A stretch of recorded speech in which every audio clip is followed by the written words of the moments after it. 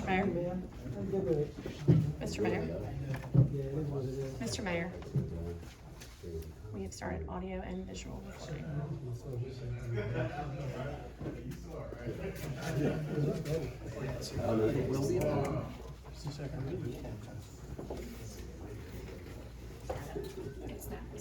Early.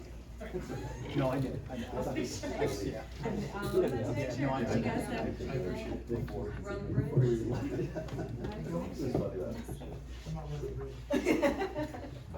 Can you video that if he does? 20 years ago, yeah. Yeah. No, girl, no, I'm 100% joking. Sir.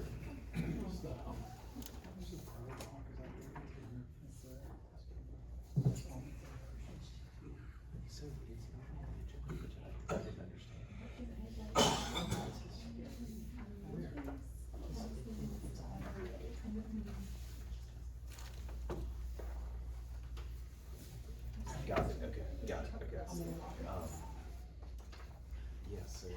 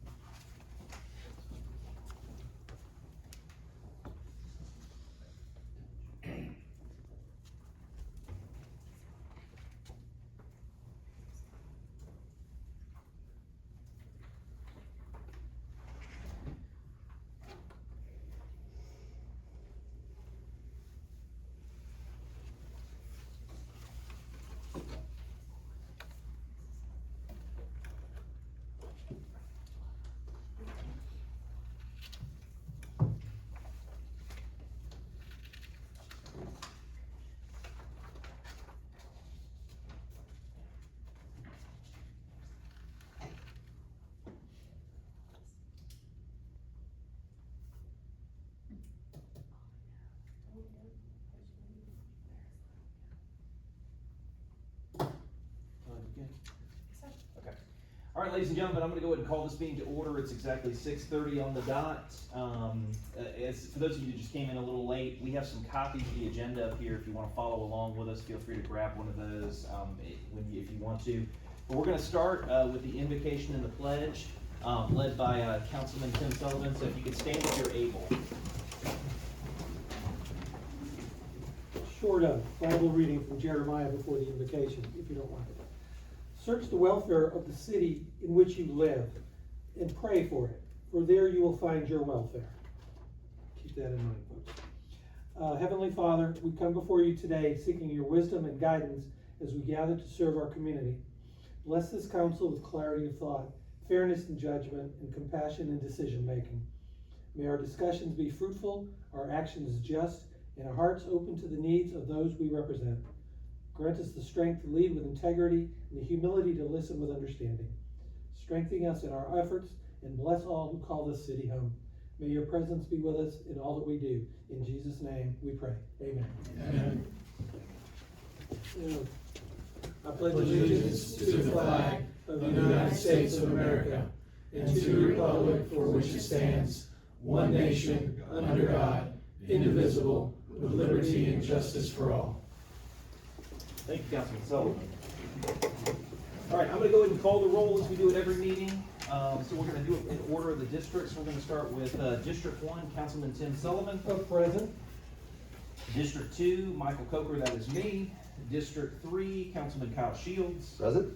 District 4, our Mayor Pro Tem Michael Rudnick. And District 5, Councilman Doug Ingram. Present. All right, Madam Clerk, if you could notate that 4 out of the 5 council members are present this evening. All right, ladies and gentlemen, that'll bring us to action item E on the agenda, which is the mayor's opening comments. And I only have one opening comment I want to say. And today is actually the 2-year anniversary of the Mulberry referendum. I'm not sure if people realize that, but 2 years ago today, at 6:30, the polls were about to close, and we were trying to see if the city had passed. And so we've come a long way in 2 years. It's been one of the best experiences of my life to serve this city and to be part of that establishment of the city. I'm sure all these guys would say the same thing. But most importantly, those that are here, those that are watching at home, obviously thank you for the trust that you guys have put in us over the last couple years. Thank you for the hard work and the people that continuously show up and want to volunteer, want to do things, and just try to make this community a better place. So on this 2-year anniversary, I wanted to thank everyone watching at home, and say thank you for all that you've done to make this city great in its first 2 years. That'll conclude my opening statement. Does any of the council have an opening comment? Just happy Mulberry Day. All right. The only thing I'd say, Mr. Mayor, is that we have an important holiday coming up, Memorial Day, so hope everybody has an opportunity to get out and remember those who have sacrificed so much to give us the freedoms we enjoy today. I know that each of us probably have people in our lives that we can thank, and so hopefully we get a chance to have some remembrance for those people and appreciate the freedoms that allow us to come here and do this today. Very well stated. Anything else? All right, hearing none, we'll go ahead and move on to item G, which is the city manager's opening comments. My only comment at this, well, 2 comments. One is, be on the lookout, invite everybody for Mulberry Jam. It's gonna be June 13th from 3 to 7 p.m. at Duncan Creek Park. And then the other thing is that, like, if you can pick it up on live video right now, we're working to fix it. So it says we're live. Things we already have put out we got a quote back. We're getting microphones. We're getting the whole thing fixed. We're waiting for everything to come in. We've heard the entire thing, and we will post the other recording that's going on for tonight's meeting. But hopefully, this will be the last meeting without all that. So. Okay. Awesome. Thank you. Oh, are you guys comfortable? We continue? Do you want us to hold for a second? Yeah. So we're recording. It says it's live. It says it's live. We just can't get enough signal to pull on our phones to double check it. And we are recording Yes, it on another video so we can upload the other video. Upload the full video. Okay, Yes, just in perfect. case. Okay. All right, then we'll move on to action item H, which is a consideration of tonight's meeting agenda. Has the council had a sufficient time to look at this agenda, and are there any additions or changes to the agenda?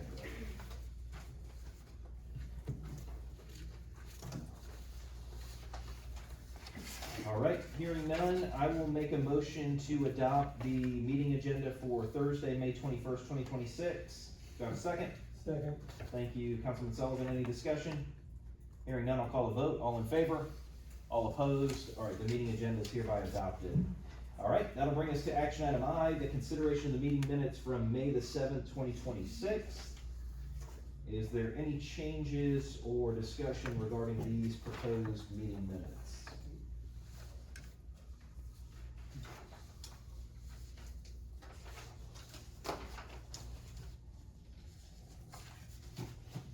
All right, hearing none, I will make a motion to adopt the meeting minutes for Thursday, May the 7th as presented. Do I have a second?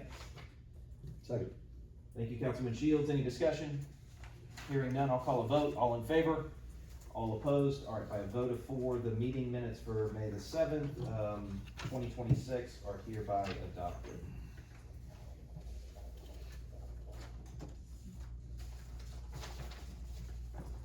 All right, moving right along, that brings us to action item J, which is our public comment section. So, ladies and gentlemen, we do have a public comment section. We limit public comment to 2 minutes per individual.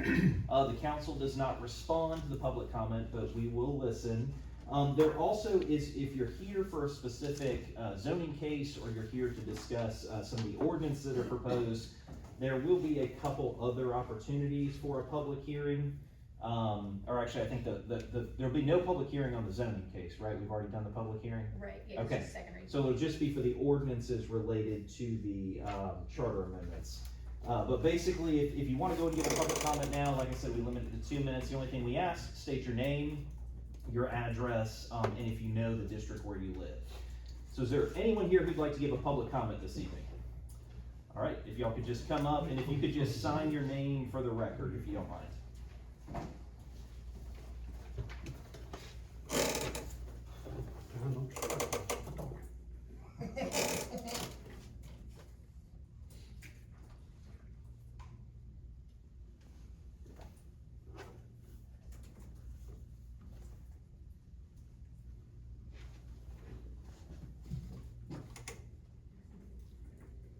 My name is Steve Hughes. I live at 413 Four Seasons Court, and I'm in Mr. Ingram's district, District 5. Appreciate the opportunity to speak. During the 2025 legislative session of the Georgia General Assembly, there were two annexation referendums submitted, and both of them passed.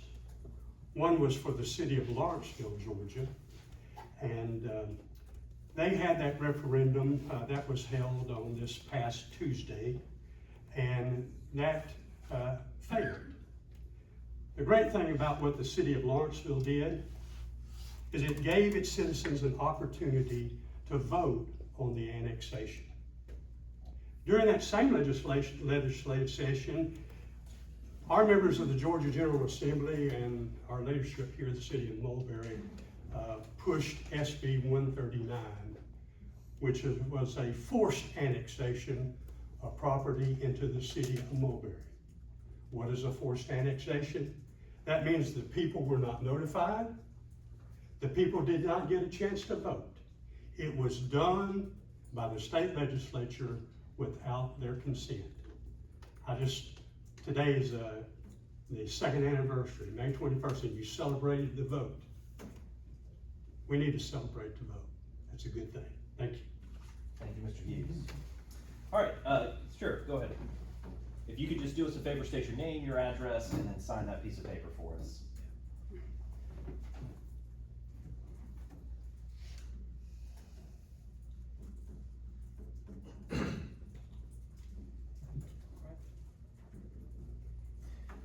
Hello, this is Andre Pugh, builder, and I'm building right now my personal house on 4285 Brazelton Highway.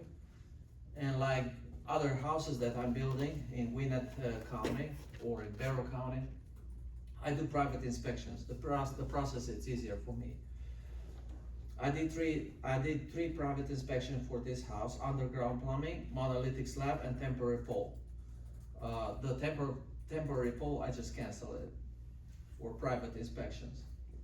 And I got an email 2 days ago saying that I have to pay $10,200 about this amount for the third-party inspection fee. And my request is to waive this fee for me because I can't afford it. I didn't know about it. It's my personal house and it will not happen again. I did this because last year for another house, 2720 Tally Lane, the city inspector said to do a private inspection for the footing, and it was accepted by the city. That's why I thought there is no problem with the third-party inspection. My suggestion is to, or my motion is to do like a warning fee or a warning fine for those who trespass this rule, you know, to do all the inspections just with the county inspectors. And post it on the inspections on the sages.gov, to post it over there under the inspections, because I go over there daily or weekly and I didn't see anything about this, you know, a warning or something. I propose this for the county. And thank you very much. I'll pay attention to not happen again. Thank you. Thank you. All right, is there anyone else who'd like to give a public comment? Mr. Stansel. Wayne Stansel, 3262 Stansel Drive, and I'm in Mr. Shields' District 3. And what I'd like to remind everybody, the mayor and the council and everyone here, we have an open house at Fort Daniel on May the 30th, and it's free to the public. You'll get to see a lot of historical evidence there. Dr. Glover, the Georgia State University head archaeologist, is in Mexico. He may or may not be there, but we will have professional archaeologists on site. So you can see digs, ongoing, everything, very interesting. Also, that's May 30th from 10 till 2. Also, I don't know if anybody's noticed, but Duncan's Creek Church, we put out flags and crosses in our cemetery honoring our veterans, especially during Memorial Day and other periods and all. And we've been doing that about 40 years, and I hope everybody pays attention. Now, we understand that we're not honoring Memorial Day. These people were not killed in action, but these are veterans that are buried there. So we try to honor them. So if you drive by there and you see those flags and crosses, know that somebody's buried there that basically was willing to put out the effort to serve in the armed forces for us. And also, Memorial Day, Councilman England mentioned it, is a very important day. And of course, in Tequila, they have a big Memorial Day parade. Fort Daniel Foundation, which is part of Mulberry, will have a representative float, I guess you'd call it, there for that. But I was just wondering, next year, the city of Mulberry might want to consider putting something in there as a representative from the city of Mulberry. So I'm just throwing that out there. Thank you. Perfect, thank you, Mr. Stansel. Thank you. All right, is there anyone else who'd like to give a public comment? All right, seeing none, I'll go ahead and close the public comment period. That will bring us to action item K, reports and presentations. Action K, or item KA, presentation of solid waste management services. I'll turn it over to our city manager, Mr. Jamie Palmer. Evening, Mayor and Council, how are y'all? Good. So, if there is one thing that we have learned about this RFP is that we are great at customer service, but we're gonna get better at trash. So, where we stand right now is staff has gone through, done a little bit of analysis. We've put out the RFP. We are working on putting the information out there, but we wanted to kind of get it before you all in the meeting first. We've gone through, we had 4 submittals, we've gone through all 4 proposals, and we're gonna recommend to go with Republic. We have a full analysis that we can get to you all as well as all of the other parties for the vendor, but it was the overall package. We'll release the pricing as well as the logistical reasons and other reasons as to why staff went ahead and did that. But because of that, we notified Republic. They want to present this information to you all, and then staff will have a request after you hear from them and then take questions to move forward to see if we can negotiate. I know this is the first time we've ever done like this style of anything, so I kind of want to let you all know, like, and be very transparent about like how this works, right? So like, we had 4 submittals, we ranked them, you know, through that ranking system. Republic came out as the recommended choice, right? Then they were ranked 1 to 4. Okay, we will request from you all that to go into negotiations with myself, the city attorney, and this vendor. And then if we cannot figure out a way to move forward, then we go straight down the list, right? After presenting this information to you all, then we will post this information on the sites where we posted everything else. I really wanted to get that done before this, but just, you know, we're 13-man shop, right? So from there, we will then, if we make a deal and can negotiate a contract, we will then come back to you all requesting, you know, to move forward with that contract. But right now, this is just a presentation from, you know, the vendor who is the staff's recommended choice, and then we'll go from there. All right, so I'm gonna turn it over to Brad, and then I'll come back up, take any questions that you don't have. Okay, thank you. Good evening, guys. Hope everybody's doing well. Excuse me, got a little bit of a cold here. Can you play the first video for us?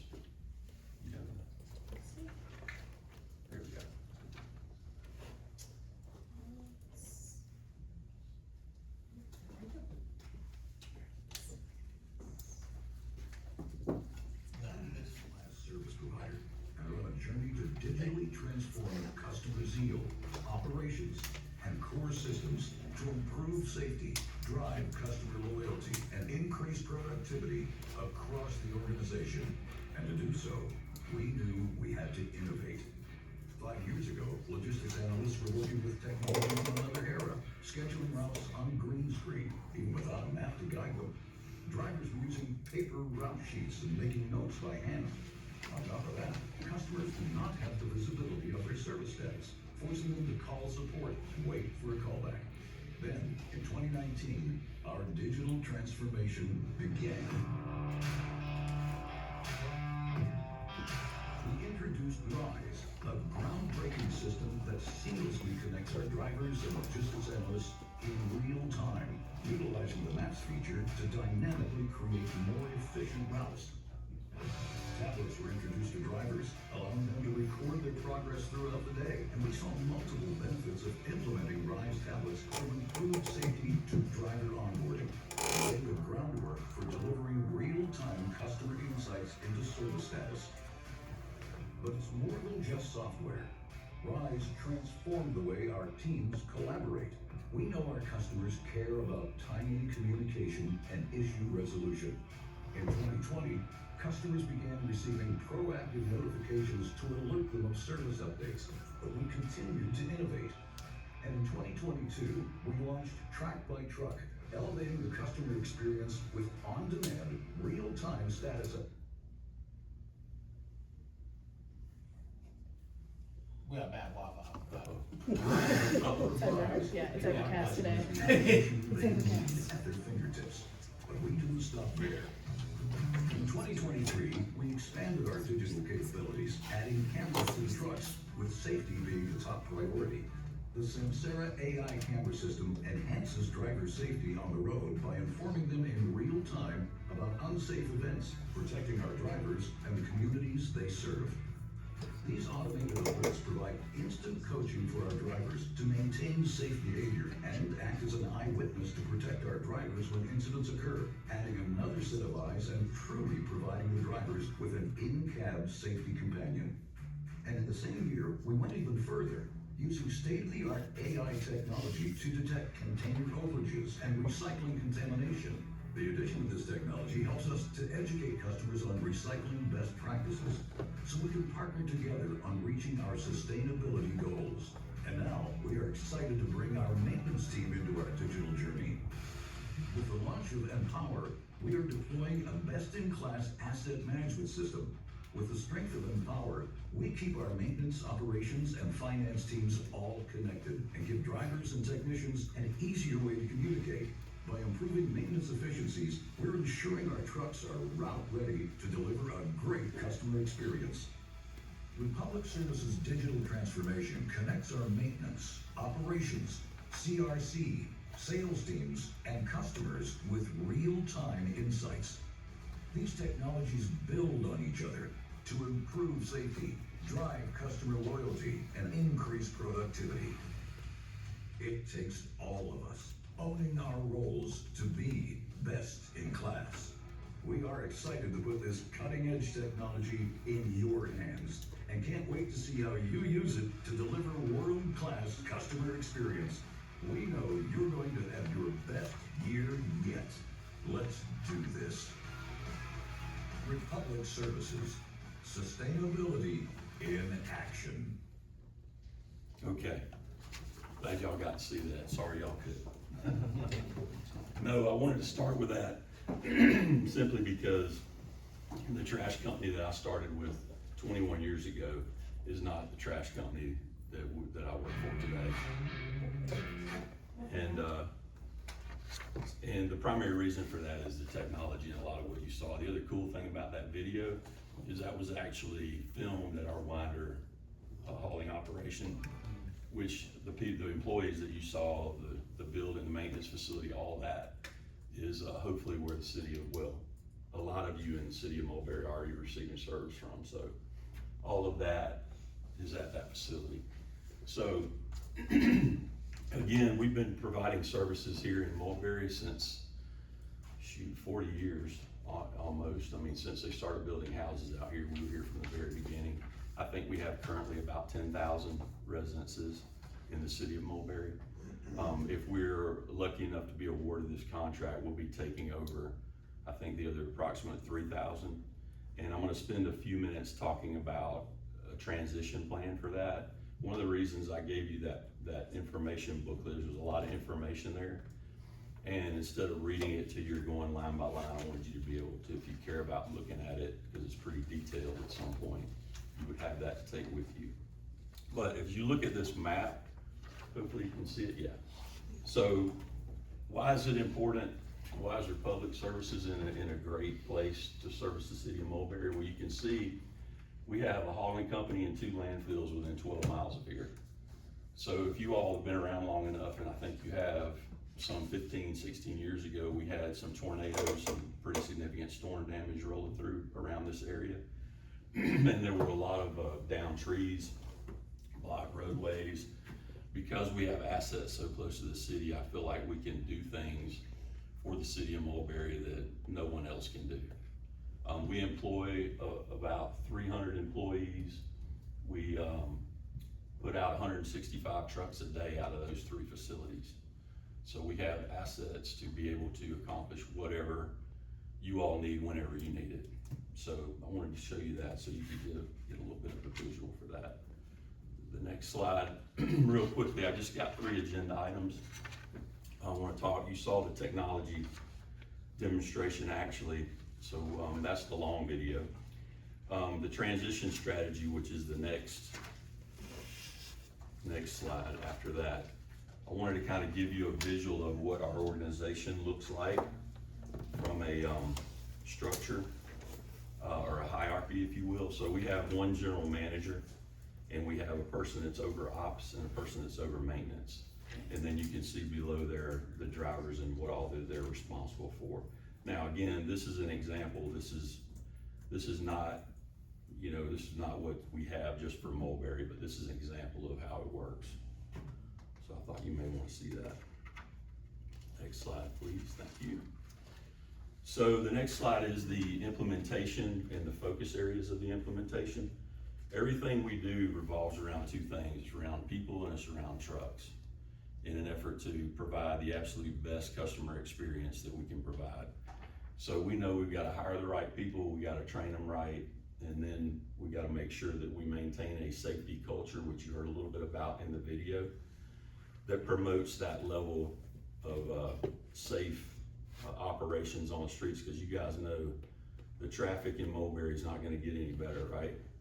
You probably have noticed, or maybe you haven't, we run a lot more automated side load trucks now than we used to, and it's simply because we don't want guys having to hang off the back of trucks going down Brazelton Highway when people are trying to get home from work or going to work and have some kind of issue. So people and equipment. The second foundation is systems implementation. So once we execute or once we get a contract, we'll go through and make sure we've got all the customer database, all the billing reporting requirements that you all need. And then the last phase there in the middle is the training and planning before we execute the contract. And that just involves making sure that we have the routes schemed properly, and all the customers are communicated with, and that everyone's trained on how to run the routes. And then the next slide here, the implementation milestones. Again, this is an example of what you can expect. First 30 days, 30 to 60 days, 30 days before service begins, and it's really all revolves around communication. And primarily it's not communication between us and you all, it's communication between us and the residents. So these detailed milestones ensure that we have a successful implementation and we start service on the right foot. So this just shows communication up and down across all parties. And we've got you know, weekly, monthly meetings to make sure everyone has the information that they need, and that we launch with a positive result. And then the next slide here, these are some examples of the communication pieces that we provide the residents. And these can be customized however they need, whatever they need to look like. I know I've spoken to Jamie about putting this information on you know, your website at some point, which is what we do in a lot of other cities that helps foster the communication piece. And then last, you guys saw that, I don't know how the video got messed up, that's okay. That was the main one I wanted you to see, but the cool thing about the technology that I wanted to hit on that was in the video is not only can you have your own account on your phone or on your computer that you can schedule services, modify services, whatever, but you also have the ability to track the truck. 95% of the calls that we get that are customer service related are what we call worry calls. Meaning, hey, the driver's normally here at 11 o'clock on Thursday, it's 1 o'clock, where are you at? So we added this feature and spent the money because now it makes it easy for the resident, easy for everyone to just go and you can look and see what's going on. And mainly, you know, if we have someone that calls in sick or arrives late, the driver's late, or we have a truck that has an issue, you know, that's running a little bit late, we can notify everyone. So in a nutshell, I know that was quick. Those are a lot of what you get with Republic Services, or what you are getting with 10,000 of our residents are getting from Republic now. I have been a resident in Mulberry for 15 years. I feel like our service that we provide is best in class. My neighbors know what I do for a living, and they don't hesitate to knock on my door when their unbagged trash blows out of the truck, right? So it's not really about when issues happen, but what we do and how we respond when those issues occur. And I feel like we have the people and the processes in place to provide the best service that you can get. And with that, I'll take questions. Any questions for Mr. Martin? Yeah, it's obviously a little early in the process, but I would assume we wouldn't experience any change in service delivery times. My pickup wouldn't go from Thursday to Monday or something like that. I mean, folks are real passionate about the trash pickup. Right. I'm sure you're aware. Well, yes, sir. We would like to have as little change with major things like collection day as possible, so that would be our goal. Mm-hmm.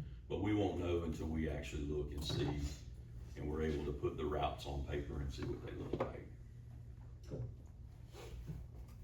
Any other questions from the council? I have a question. I'm laboring if I wanna ask it or not to Brad. Go But ahead. I'm going It's okay, to, I'm Doug. going to, Brad. Go ahead.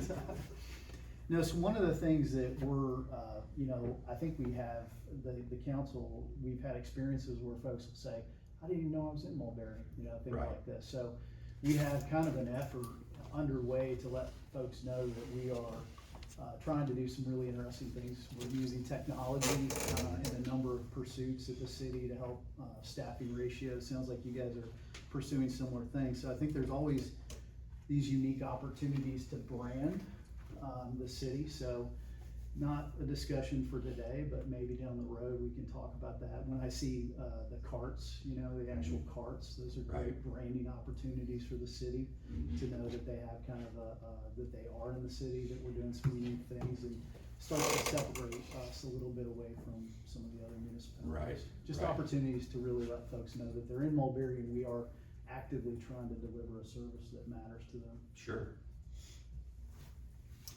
Any other questions? Mr. Martin, my only question is, so you said that Republic already services, you said about 10,000 of our 12,000 households? Yes, sir. Okay. So really the only people that would experience a change would be those 2,000 to 3,000 people? Correct. Okay. All right, that's all the questions I've got. Any other questions? All right, thank you, Mr. Martin. You're very welcome. Thanks for inviting me.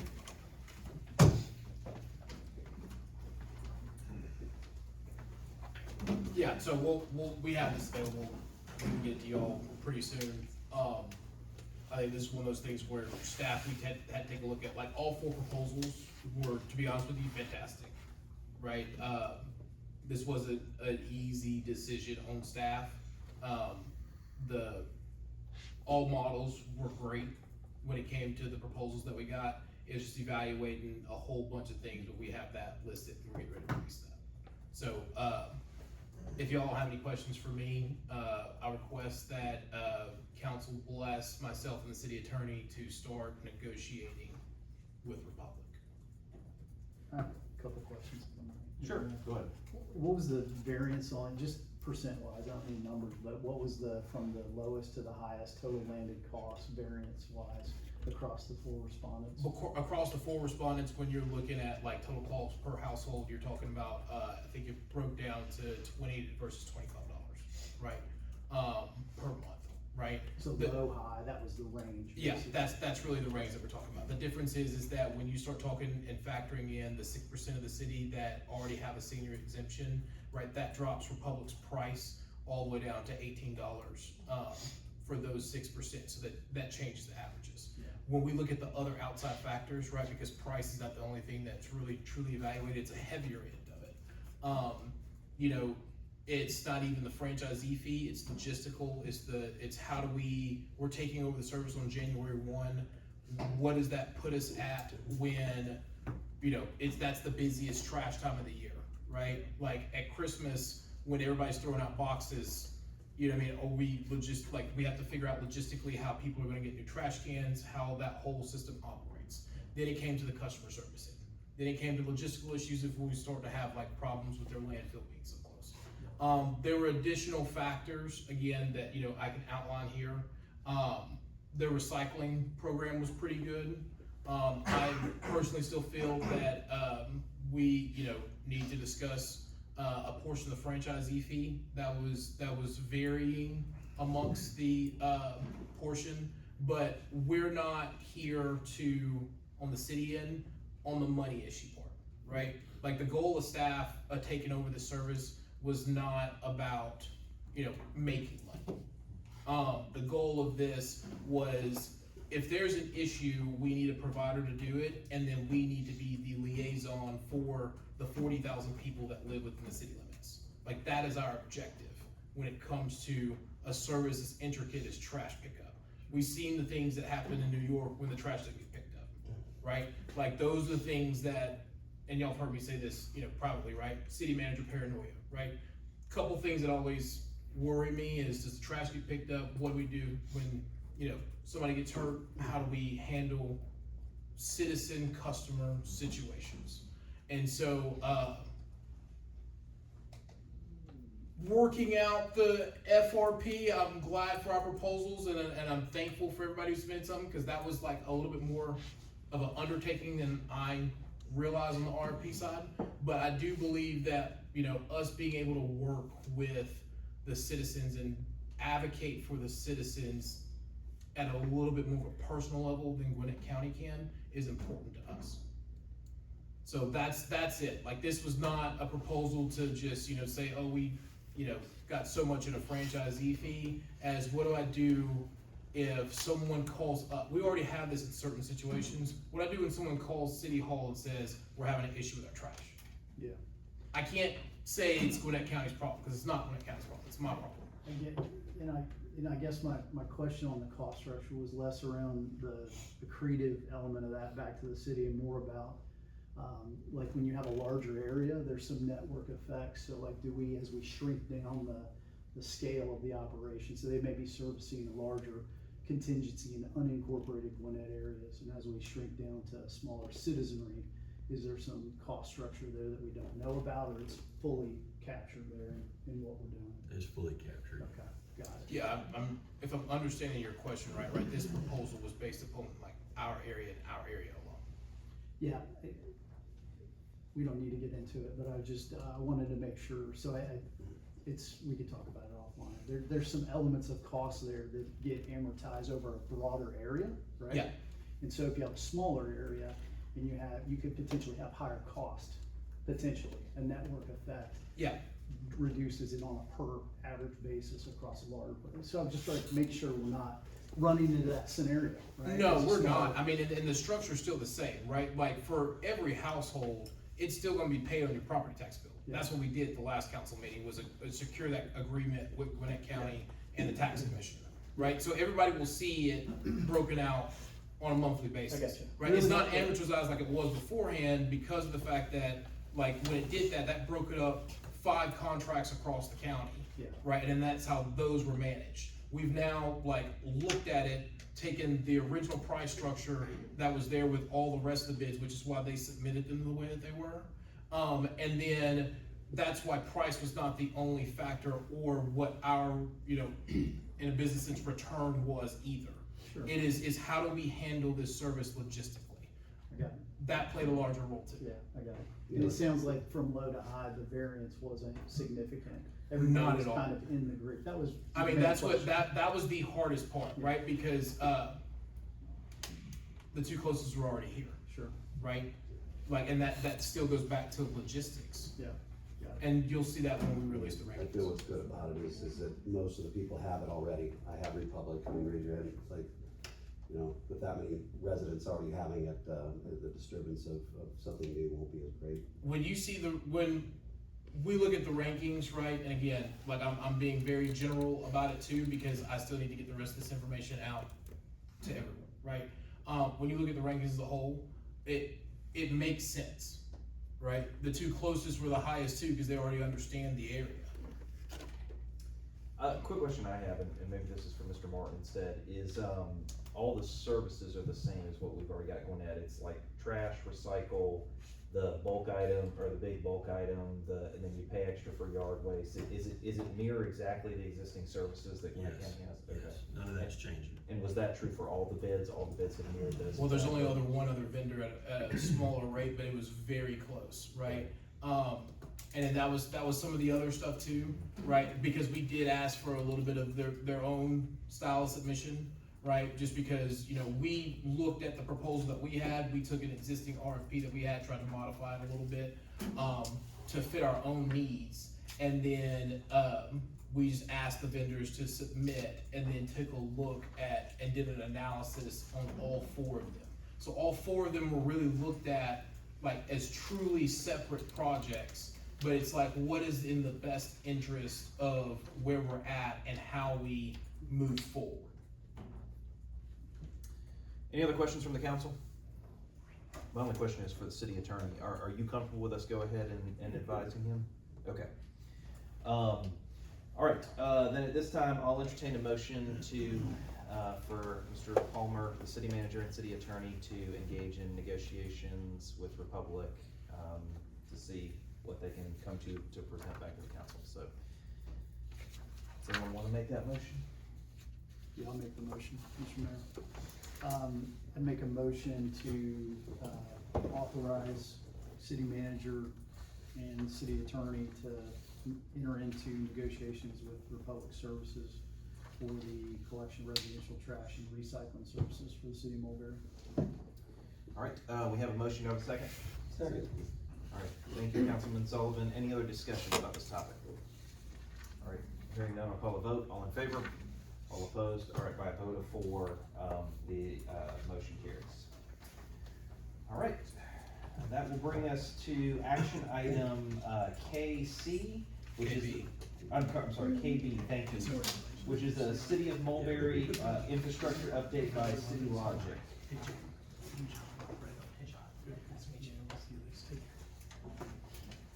All right, we'll turn it over to the city manager on this one. Yeah, I don't know what happened to the WAP in this version versus the other one.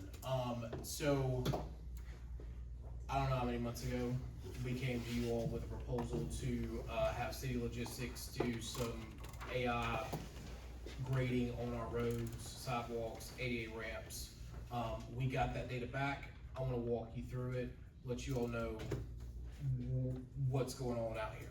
I will say that, this is great news, okay? This is actually very good. We're in a lot better shape than we thought we would be.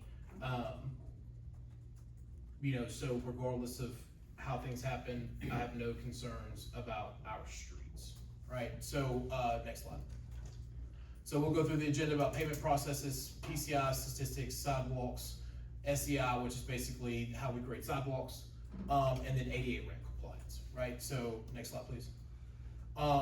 When we went through this data, there's a total of 196.02. There are 2 segments that weren't really processed. We thought that'd be probably about a mile, but it's really 197. I've been telling people 198, right? Of centerline miles that we have throughout the city. We also have a total in our network of set, like, what is that? Miles processed, total segments in the network. When we break them out, how we do the segments is from point to point, and that total to about 1,661. Next slide. So this is a little bit about how we break it down. It's the grading of where the concrete is. This is the grading of where the asphalt and those ranges. All the grades are from 0 to 100. And then you can see the rankings here. Complete failure, shutdown, really to group them together is 0 to about 40. You really start looking at things that we need to repair once we really hit under 80. Next slide. So we'll look at this in a trend. That's how we want to try to tell them, and it's based upon a segment. So after this analysis that was done, when we look at our 198 center line miles, we have an overall score of 80 for our PCI, which means that all of our roads majority of our roads are in great to excellent condition. We do have a couple segments that we need to pay attention to because they are already close to failing rate. But most of our stuff, as far from an asphalt standpoint, is in really good shape. We do have a couple repairs that we're working with Gwinnett County on right now. And the way that we've worked that out through the, as you all know, under SB 138, we have the SDS elections that we've taken with the county. Under that, through the rest of this SDS period, the county is maintaining our roads, but we're maintaining the stormwater system. So the way that we've done this is the county, since we didn't take LMIG funds this year, the county is doing the road repairs for us right now. All right, so there's some segments that the county is looking at doing the repair, and if they see something that's related to stormwater while they're doing some patchwork, they are calling us, we're repairing the stormwater. So the stormwater update list that you saw, you should have seen a couple segments, I think there's about 4 or 5 of them right now, where you would see DOT work or something like that. That's all related to stuff that Gwinnett County has called us, said, hey, we're doing a couple patches, this is where we're at. Next slide. So when we look at this, 64% of, which is 128.85 miles are in good condition, 25% in great condition, 8% are fair. We only have about 1.82 miles that are in, a poor shape, and those are in segments. Next slide. That's great, right? Because when we start looking at it, we don't have any real major issues. We got a couple of cracks, which is pretty standard. You got some alligator stuff, which usually means that whatever the asphalt was put down, is kind of just what hot enough diesel wasn't right. But overall, we have great conditions. Next slide. So most of our roads are functional. Some of the issues, they're compliant.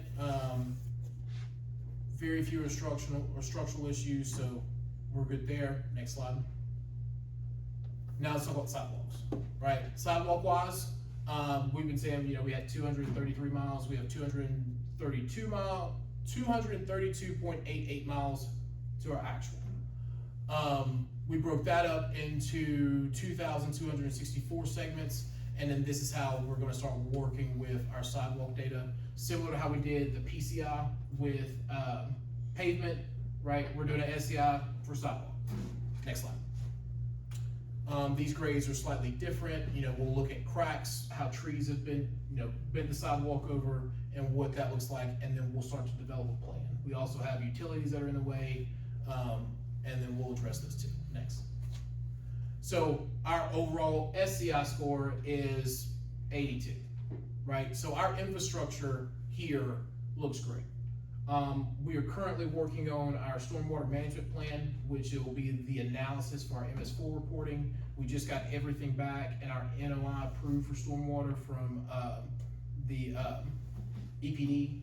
And so now we're going through the process of creating the plan, getting them the plan, and then doing pretty much a similar system with our stormwater infrastructure on top of the work that we've already been doing and the analysis that we've already been doing. When you take a look at this, overwhelmingly, most of our sidewalks inside the city are in good to excellent condition. Next slide. We do have, you know, some minor distresses, and we identify those as, you know, a uplift from, you know, a tree being planted too close, roots growing into it, starting to tilt it a little bit, and then having, you know, just general issues from cracks or, you know, just weathering, right? Those are things that we're gonna put together a plan for, as well as ADA ramps, and we'll get to that in a second, and start to have those addressed. Next slide. Here's where staff is getting ready to spend a lot of time and focus, okay? Because when we take a look at our ADA ramps, that's the biggest neglect that is inside the city from this analysis. So across the city, we have about 2,335 ADA ramps. 177 of them are compliant, right? Now, there are a couple of missing ramps. There are, you know, a good section that's not, like, again, non-compliant, but those are very easy fixes from what is not compliant versus what is. You see this in older sections of older cities and older counties, right? Like people who use the road all the time, standards change, things like that, and we'll talk about that. Next slide. So we color coded it a little bit just to kind of give you a better idea, just kind of the severity, right? So when we look at it, the majority of our issues, so 30% of our issues, really have to do with the fact that we don't have detectable warnings. That's the gold or yellow standard covered with the bumps at the end of the ADA ramp, right? So 30% of the work that we need to do to really be fully in compliant is just adding those. It's just going to all the ADA ramps, we're gonna do an analysis, we'll get a cost, we'll bring it back to you all, and then we'll have those detectable warnings added. The next section that we need to look at is our cross slopes and our running slopes. And we need to evaluate these with our vendor, because this is, you're supposed to have a 2% cross slope and a 5% running slope, okay? Anything greater than that has the potential to be hazardous for someone who is in a wheelchair. The way that they do this study is that if you are a 0.1 decimal off, then you are a failed. So that means that, like, if our slope is not 2%, but 2.1%, it's a fail slope, right? That is not necessarily the way that ADA looks at it, but that's the way that we needed to do the study. So we're gonna break that down to see what the true severity between those are, and see what the running slope and cross slope are. The difference between the two is, like, you're not supposed to have more than a 5% running slope without a grade change, right? So a lot of times, if you see how sidewalk areas have switchbacks, right? They can't go down a hill more than 5% at a time without having a landing area before you go to the next one. So whenever you look at it, and there's some variations here too, right? Like you have to go with the grade of the road when you do a sidewalk. You have to look at other outside factors, like was it compliant in the beginning, and then a tree kind of uprooted it. Then we start looking at, do we need to remove the tree? All of these things play a factor. So we're gonna do a deeper analysis into this, and see where we need to check on that, do a report, get these things fixed, and come up with a plan over the next 100 days to work on getting those things compliant. Next slide.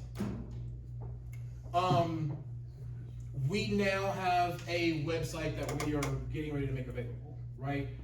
We're doing the work to get this integrated into our GIS map and then do it by layers. But internally, these are all the other assets that we've taken note of that we can just have on the map readily available in case there's something that we need to partner with Gwinnett County on, like we have been doing with roads, so we can go ahead and pinpoint.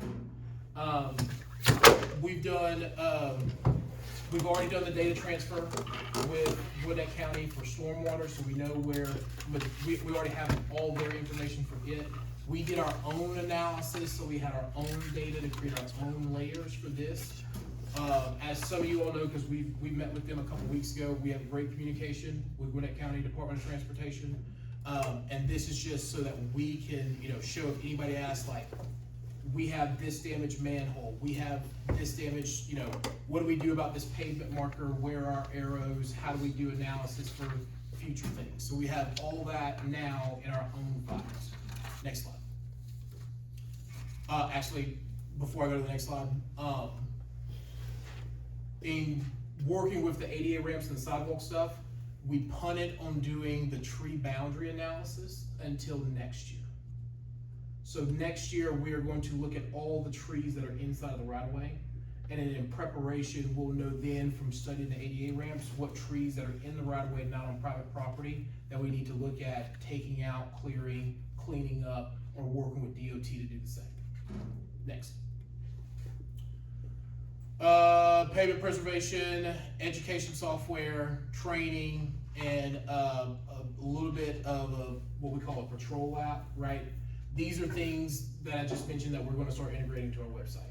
That patrol app is really like how we have the vendor and how we can go out and actually patrol the streets. Not in a, peace officer sense, but in a sense of if someone were to submit a complaint, how do we address that work order and integrate that into our OpenGov system that we're having to start building out now. Both of these softwares can be connected through API keys, which is really integral to what we have been working with all of our vendors on. Gotta make sure they all talk. Those are the things that we're getting ready to deep dive into next. That should be it. Yeah, so that's kind of a layout of what it is. It's really good that our roads are in great shape because once we put this layer on, people will be able to kind of go through and see the progress that we do over the layer.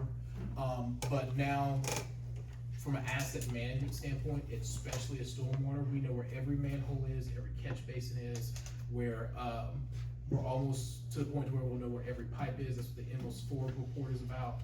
And then, if anything were to happen down the road, mayor and council want to look at our streets or anything, we have our own data to communicate with Gwinnett County DOT about. Any questions for the city manager about this? Yes, Councilman Shields. Real quick, I don't know if I missed it or not, but, we talked about streets, we talked about sidewalks, curbing, is that part of the sidewalk portion, or is it separate GIS or? No, so we do have our curbing data, but usually your curb runs, we call it centerline miles, right? But like, wherever your road is, and usually like outside of like the gaps and sections, we'll know about where the curb is. There's some that are gonna be ditches, but we do have all that identified. So in that, we've identified, and that's why we just wanted to gather all of it, right? Like, we don't even own all those assets, right? But we needed to know where they were in case of any kind of emergency. We can assist and have our contractors assist because Gwinnett County has, the second largest county in the state, right?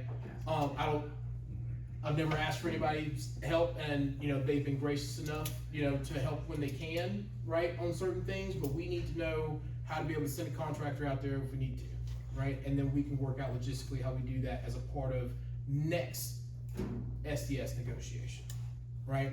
But that's kind of the layout. Any other questions from the council? No, just a comment, Mr. Mayor. I just want to highlight thanks to the staff because you guys chose the vendor last time, and just the history on that was how we arrived at that decision was that, you had expressed how much manpower would be required to do the analysis that you just showed us. And here we are, 2 months later, and we have like really great data. So that's a perfect example of how we're, kind of doing staff through your expertise is helping us to do things that matter for the city. So great job, it's really cool to see that. I agree. My only question was, as the resident lawyer, right, from a liability standpoint, so when I look at this and I see, okay, there's a sidewalk, that's an issue that's buckling, and obviously somebody trips and falls. If we wanna correct these issues to protect the city, right?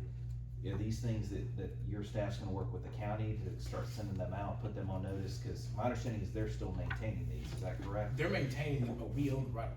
Right, but that's what I'm saying is, so to avoid us, since we own it, believe me, you sue everybody. I know Yeah. firsthand, okay?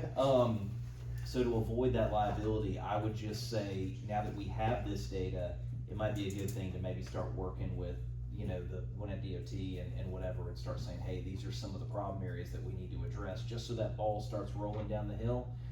Because I know sometimes things can move a little bit slow, and so I know that I would hate for something to happen, God forbid, to one of our residents, most importantly, But secondary, they're gonna come back to this study and now say, y'all knew this was a problem and you didn't do anything about it. So I just wanna make sure this data is now used Oh, yeah. to try to make these situations. Oh yeah, no, we're gonna move really fast. Now, the great thing about this is why I said this is a great report for us, is because, right, like the biggest issue right now is some of the sidewalks and ADA ramps, right? Like we can get the technical warnings out there, we know where the problems are.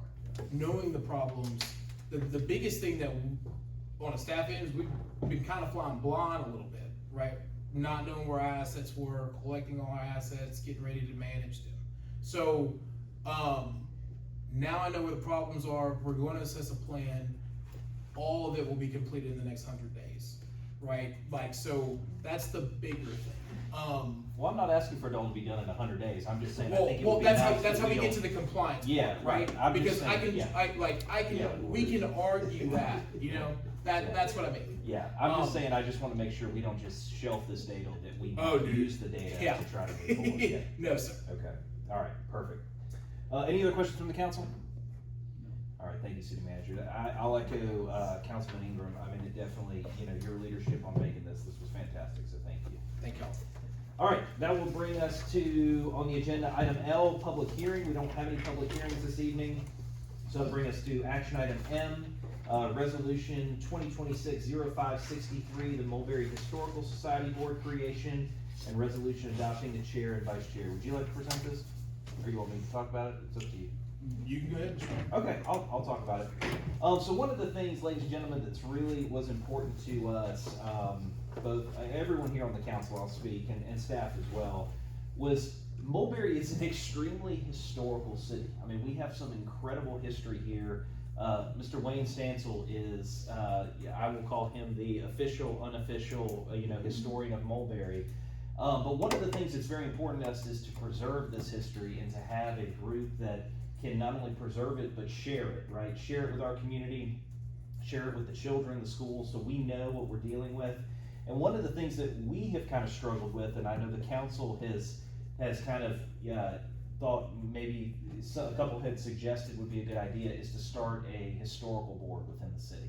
A group of individuals that are knowledgeable about this area, knowledgeable about the history, and understand the importance of preserving it, and can kind of do the work of the council to make sure that that happens. Well, so we have a resolution here tonight, resolution 2026-0563, which is to appoint the first members of the Mulberry Historical Society Board. Now, I will tell you, these individuals are complete volunteers. They are not getting paid to do this. They are doing this out of the goodness of their heart of trying to protect this city and its history. And so, obviously, when we were compiling a list of individuals, we thought there would be no better chairperson than Mr. Wayne Stansel, and because of his dedication, both to Fort Daniel, but also to Elisha Wynn in the city and those areas, the community, his knowledge and experience. And so we have proposed, the staff has presented this as, to present him as the chairperson. We also have a vice chairperson recommendation, Ms. Delana Gilmore, who's the archaeologist at the Fort Daniel Historical Site. Those are the only two individuals that we have listed on this resolution to start, but we have 3 more placeholders open for individuals over time that we can appoint to this board. And so this is was a very important thing to me, given history that goes all the way back to, and correct me if I'm wrong, Mr. Stansel, we were in the original 13 colonies, is that correct? This is the only city in Gwinnett County. There you go. So we're the only city in Gwinnett County that was in the original 13 colonies of the United States. So, I mean, pretty incredible when you think about it. So, we have a resolution here to go ahead and appoint those initial 2 members. So, does the council have any questions or discussion about this resolution 2026-0563, establishing the inaugural chair and vice chair of the Mulberry Historical Society? Nope. All right, then at this time, I will make a motion to adopt resolution 2025-0563, a resolution establishing the City of Mulberry Historical Society Board and appointing its first members, Chairman Wayne Stansel and Vice Chairperson Delana Gilmore. Do I have a second on that? Second. Thank you, Councilman Shields. Any discussion? Hearing none, I'll call a vote. All in favor? All opposed? All right, by a vote of 4, resolution 2026-0563 is hereby adopted. First off, Mr. Stansel, I know you're here. Obviously, thank you for your service to the city. Let's give him a round of applause. And obviously, if you can thank Ms. Gilmore as well, we appreciate her service as well, so.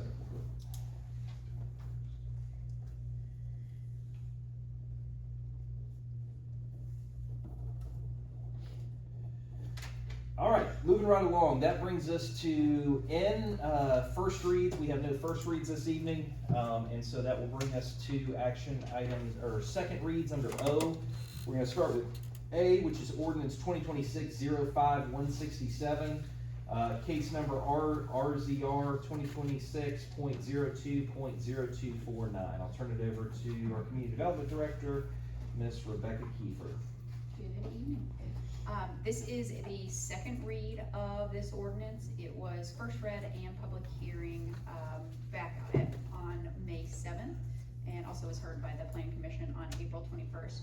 So as a result of that discussion, I'll jog your memories a little bit. There was discussion after the public hearing regarding the aesthetics, the landscaping at the road frontage, wanting to make sure that that was high quality, higher than kind of the bare minimum that's in the ordinance, as well as concerns over stacking from if there was a gate, a vehicular gate at the drive.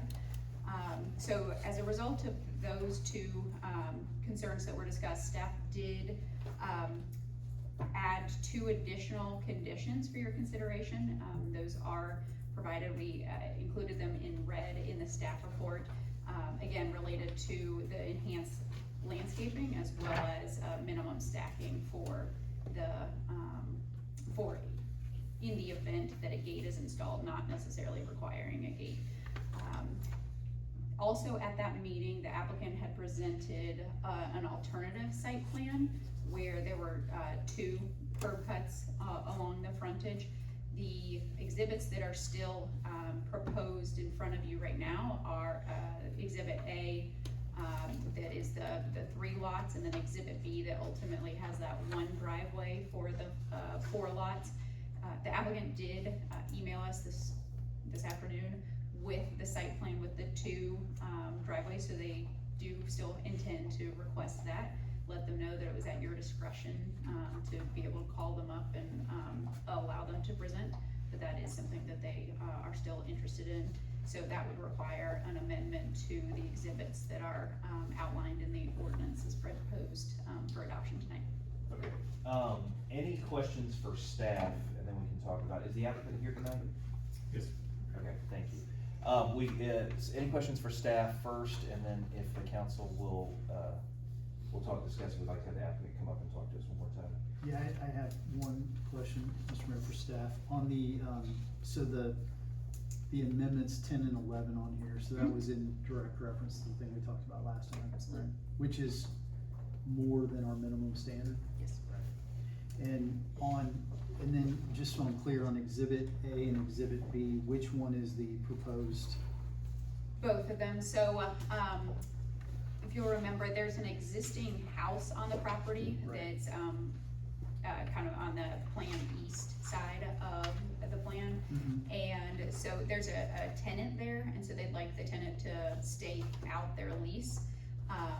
Because of the location of the house, the proposed lot would bisect to the existing structure, and it wouldn't be compliant with setbacks, among other issues.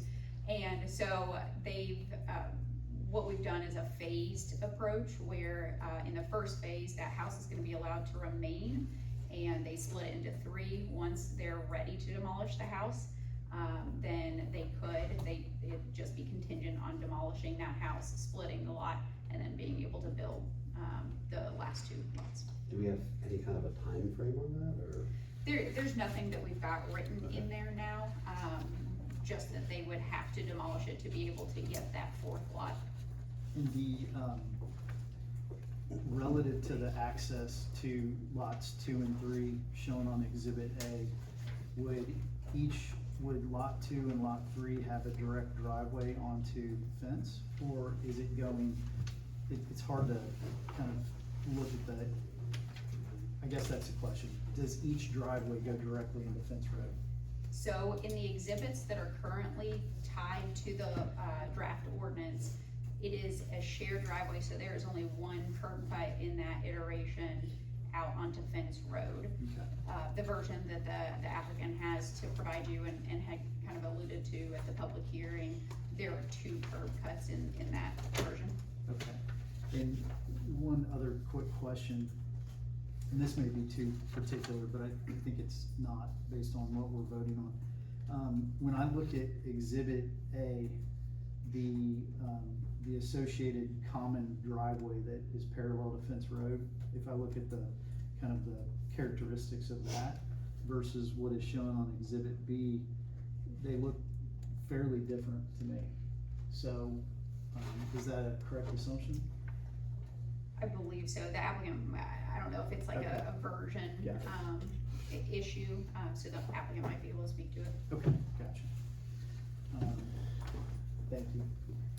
My only question for staff is, have you discussed the staff's, additional conditions with the applicant? Are they amenable to those conditions? We did provide them this afternoon. I'll let him speak to whether or not they're amenable to them. Okay. Any other questions for staff?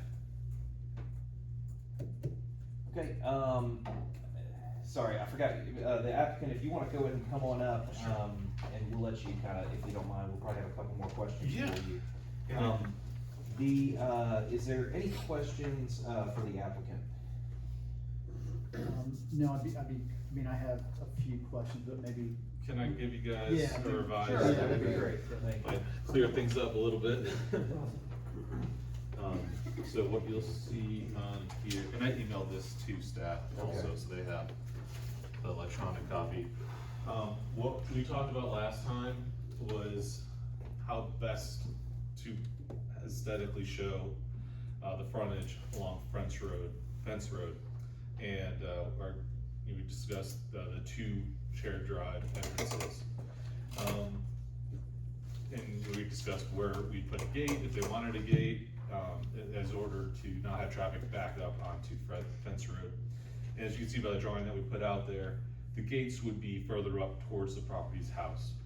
So you could, traffic, Amazon packages, deliveries, whatever it might be, could exit off the Fence Road, comes down that drive, and then whatever they need to do to get through the gate or leave packages at the gate to be able to do that.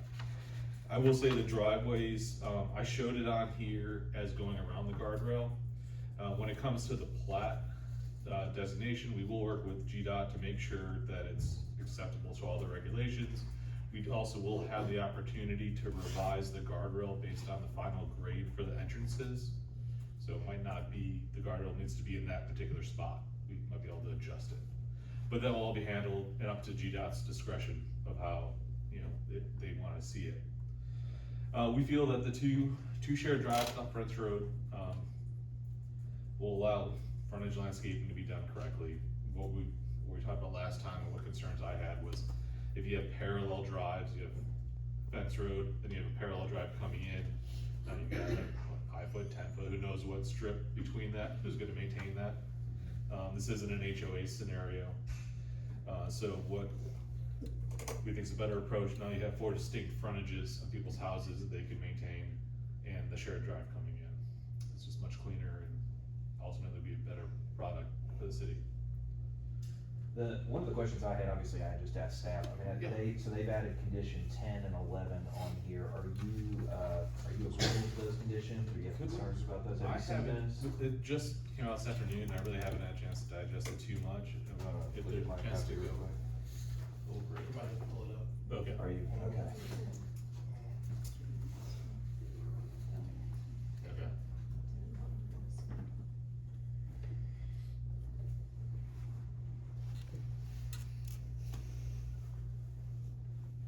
Okay. Doesn't seem to, the landscaping strip, you're talking about just some green evergreens that'll, it will, let's see. And it sounds like 11's addressed with your new site plan, so that I Yes. don't think would be an issue. Yeah, no, that's not a problem at all. Yeah, I think a lot of these 2 were just coming out of the first read this Okay. session, so it's just codifying them. Sure, sure. Because I know we had the public discussion about like where the sidewalk fits, where the landscape strip fits, that kind of thing. Okay. And then the call box, for the issues, but I think you're. Yes, everything will be off the road, so there wouldn't be any backup. So 11 isn't an issue at all. 10, I guess, there's nothing that's very concrete in there. We'd submit a landscaping plan to you guys for approval, Yes. right? Okay. Yeah. Yeah, and I mean, we could obviously notate that 10 is subject to staff approval of, if that makes you feel comfortable. If you wanna submit a plan, they can just, you can work with them and just. Yeah. Yeah, you can approve that. I don't think that'll be an issue. Doesn't seem like a big deal to me. Okay, any other questions for the applicant? So have you spoke with GDOT, have they come down at all, or we're just kind of guesstimating that they're just gonna say okay to this, or what do you like? So as it stands right now, they have no reason to deny it. We're not changing any of their structures. If we wanted to even out the drive and make it more centered, we can go back to them and propose to them a grading plan, whether or not they would require us to keep the guardrail where it is. And we could come a straight shot right out of the driveways, rather than having it bend around the guardrail. Yeah, I was talking about sightline, more like sightline, because of being at the curve here and elevation and things like that, there needs to be a certain amount of. It does, and when we submit the plat, it'll go through all the sightline distances, we have figures that we have to present to them. And they, at that point in time, they could require a returning lane, they could require us to adjust the driveway. We don't engage them until we get to the plat stage, but 100% we'll have to get their approval before any plat's approved. Yeah, I mean, how, Yeah, you live over there. I know, my concern, I guess, just to say, is on Fence Road there, just that becomes increasing, anybody that's traveling, from 324 over to Tequila down Fence, it can be quite ambitious drivers on there going around. Oh, sure. And so, when I look at the outlet for lots 3 and 4, that does cause me a bit of concern, and I'm just curious, you know, how might we get to something as shown in Exhibit B? And I understand the issues with landscaping, maintenance, but as we've identified in 10, there's, you know, a lot of that is, as it indicates here, it's not really grass, it's shrubbery, it's evergreens, Right. it's kind of creating a visual shield, and you're putting that Exhibit B driveway is kind of putting a lot of the traffic back towards a straighter part of the road, where you're not coming around that corner. And we can adjust the location of the entrance for lots 3 and 4. Yeah. And that'll ultimately be determined once we go through the final review with the DOT and how the plat sets up. Because you're 100% right, it will need to meet sight lines based on the radius of the turn and any sort of elevation changes we can't create blind turns. Sure. I mean, I think I'm you know, more excited about Exhibit B. Okay. Than I am about the amended exhibit, just because of those concerns I have around safety and kind of the look and feel. I'm just, you know, I don't know, so this is a newly added, I guess this is newly added, right? Speaker, so if we were to vote today, we would be, can we, kind of narrow down the scope to a specific exhibit? Yeah, so what you would do is just supplement Exhibit B in the ordinance for, the exhibit that was presented to you. Okay.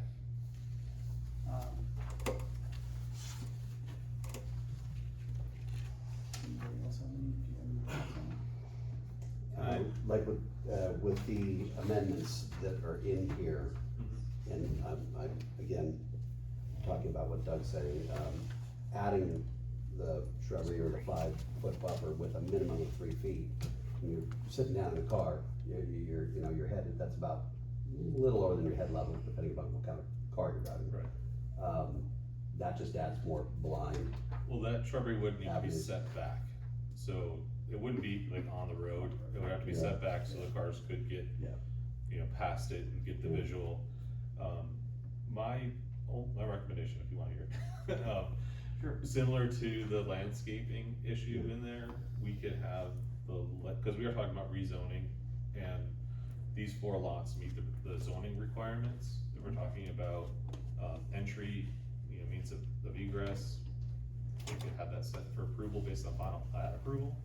That way we have GDOT's comments, we have the final grade, already set, we can show you the landscaping, how it would be set up in there.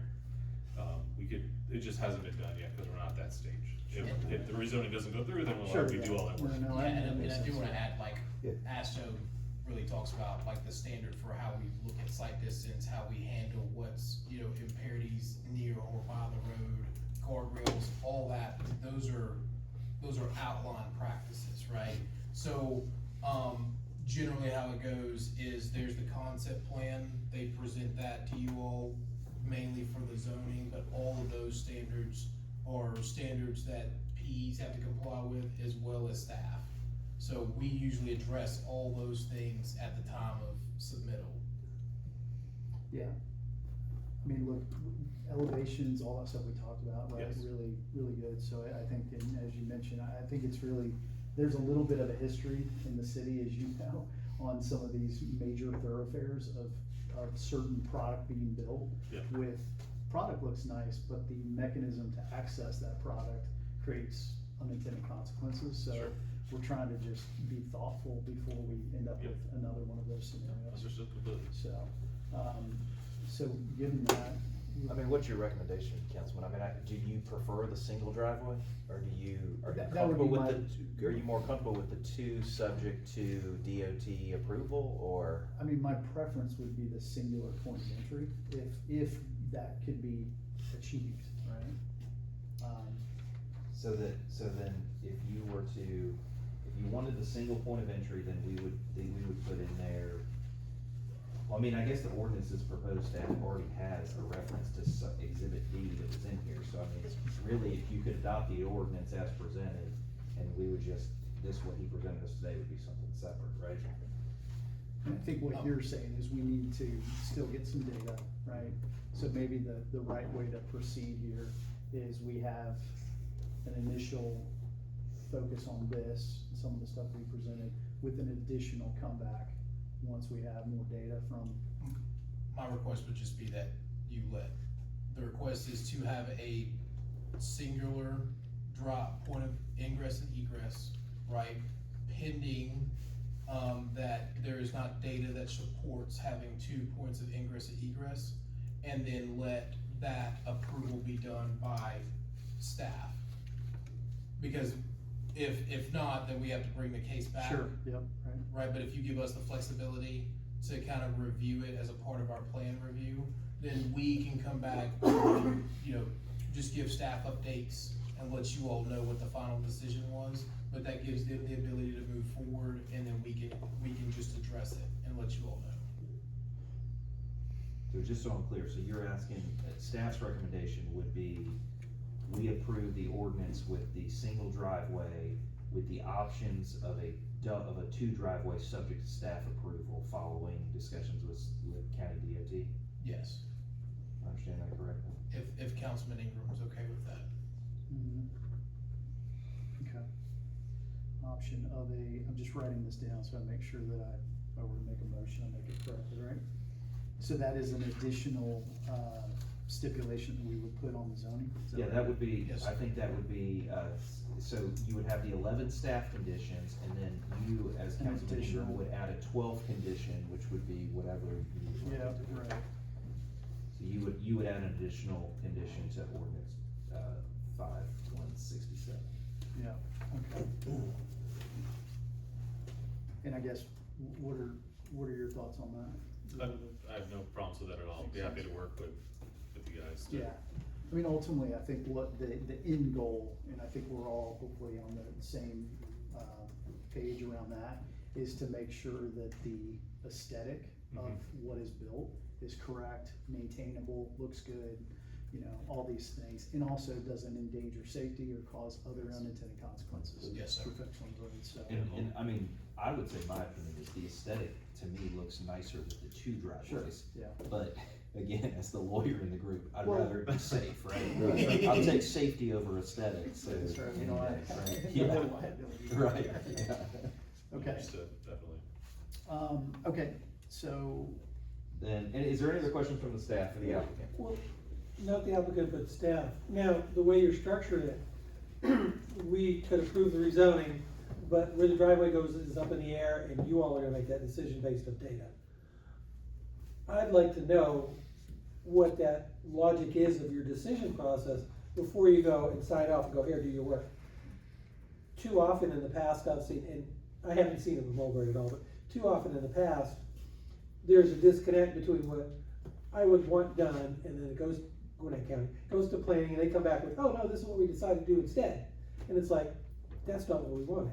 I know, but the problem is if it comes to you, it's gotta come to all of us, and this guy wants to move forward on his project, right? Well, I So mean, he can it come right, with a meeting? It doesn't have to be with in a council meeting in the public, my suggestion. It's just make sure there's a communications loop. It's not, we say okay and just hand it off to you and forget about it. Yes, sir. I can promise you that we can bring it back, right? There's some timing things that we would have to work out, right? Like, this isn't, he's not gonna be able to present a plan with the data, probably, maybe within the next 30, 45 days, right? And then our review time frame. So I don't wanna give a timetable to it, but as soon as we know, we can definitely let you all know. But I'm still reluctant on holding him up. Well, I mean, I am too. Yes, sir. I just hate surprises, is all I'm saying. Absolutely. I think the bigger thing too is like the guardrail, right? There's standards put in the guardrail. I Yeah. respectfully, I'll disagree with you. Okay. I think we need to trust our staff, right? If you have concerns, you need to express those to staff and then just trust Rebecca that she's gonna make the right decision. I think we've got to give staff the autonomy that they need to make these kind of decisions. And if you have concerns, I think the time to state those concerns is right now, to make sure, and she's frantically taking notes, that make sure that, that your wishes are followed. I just don't think we have so much business as a city, right, that it's just, we can't keep like micromanaging some of this little tiny Well, stuff. That's my opinion. Yeah, that's I can promise you, right? But I mean, that's I'm probably going to forget we had this conversation outside of the tape tomorrow. Exactly, yeah. Okay, well, I guess I'll just leave it incumbent on Councilman Ingram to follow up and make sure that he's not surprised, because Yes. it is his district. And I was just speaking in that sort of sense, because I've been disappointed in the past about what Gwinnett Planning decided was an appropriate administrative change. Yes, sir. Yes, sir. Okay, so, let me just make sure that with staff, we're on the same page with what, so single point of ingress and egress with the option to consider 2 points of ingress and egress should data from traffic studies and associated studies warrant that as a viable option. So, Is that right? yes, and to simplify, I think, and also, Councilman Solomon, to your certainty, we've got an exhibit here that demonstrates that. So I think the simplest way I would recommend is, if you'd like to approve it, your motion is to approve with an amendment to condition number 1. That's where we cite the different exhibits, and it would just be an additional sentence to that. Exhibit B is permitted to be supplemented with Exhibit C, submitted to City Council at the meeting, provided DOT approves the 2 access points. And so it's the addition of that additional sentence that allows what was submitted to you today to be identified as Exhibit C, and provided DOT approves, then Exhibit C would govern.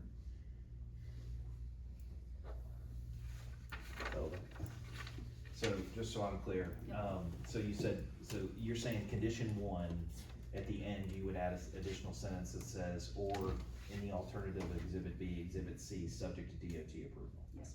Okay. I'll let you, well, at this point, I will Want to tackle entertain, at this point, I will entertain a motion, on this, matter. Yeah, let me make sure I have this right. So we're talking about condition 1.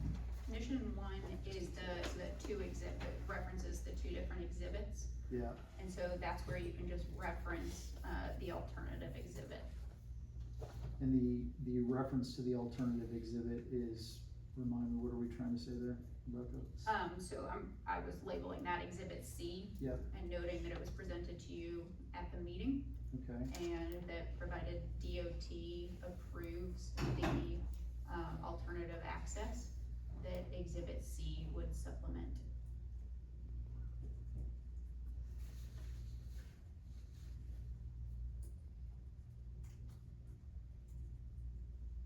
okay, and that's added to condition 1, so we don't have to have an additional condition 12.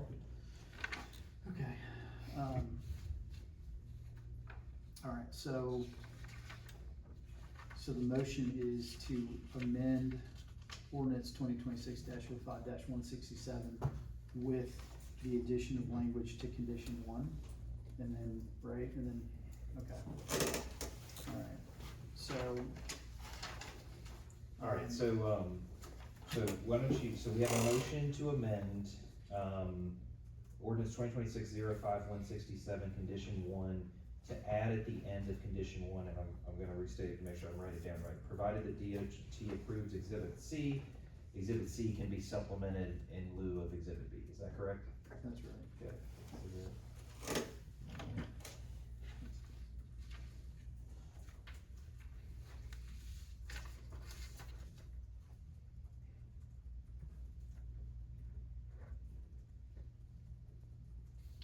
Okay, so we have a motion to amend ordinance 2026-05-167. Is there any other amendments, or is that your only one, Councilman? That's the only one. Okay, do I have a second on that? Second. Thank you, Councilman Sullivan. Any discussion?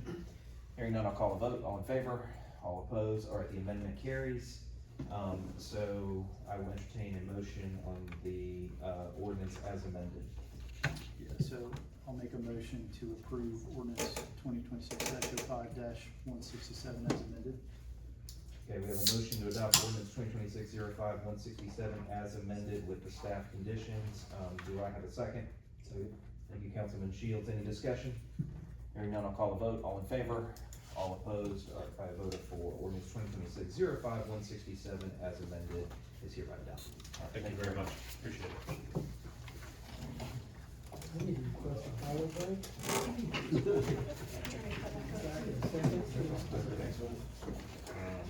Is that page 30? Too much water. It still says law. Go to 2-minute recess. Yeah, ladies and gentlemen, let's take a 5-minute recess, okay? Thank you.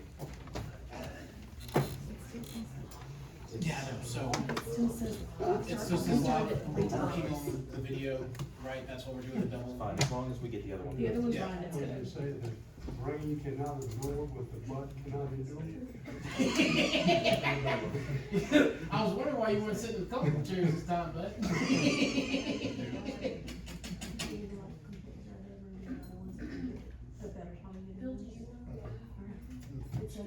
Well, that's what we have to. I know, Just wait for it. Just wait for it.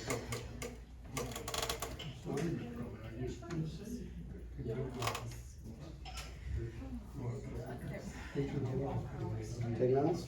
You taking on? Good to see you. No, are you guys leaving? Okay, I don't know if you're like legally leaving.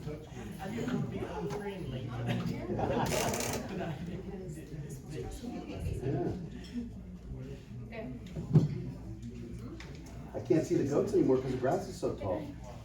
that was a good discussion. And they stay back there and they're always going to and they're not interested in food, they're just interested in talking to them. So they love it back there because it's so tall. Yeah. They die out there. Yeah. Yeah, with the heat.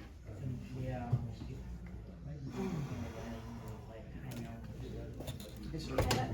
So can you guys roll it? Do you have the equipment to pay it? You did? Do you'll bail it up? His wife, he doesn't, Jerry doesn't answer the phone during the evening. He's there during the day. So the tree's behind the house? I'll reach out to him, make sure yeah. that you got Sorry, it. though. Has he responded to you? No, sir, I just, you come up, so I remember it's easier. If it's easier to meet him somewhere in his house. Yeah, that would be, he has, that's where I go see him. We go down. Cause that was especially his wife. Yeah, His wife's yeah, that's, she has to have somebody sit with her during the day, and, you know, it is, she's it's a real struggle. Oh, no. Did you meet with Jack? That's kind of the property line. Yeah. It's kind of a middle ways. Cause it's hard to find out what's ours, what's yours. Yeah, it's a couple I'll talk to inches, Jack. maybe yours, couple inches. Jackson, he's been He's very well known. Somebody in there. No, he's just, Jack is very well known in the For the bride. in the survey, planning, for the county.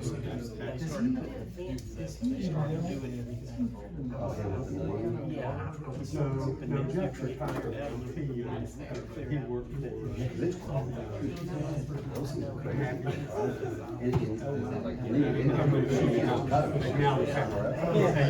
he worked for them, you know, he goes back. Put a couple of notes in there.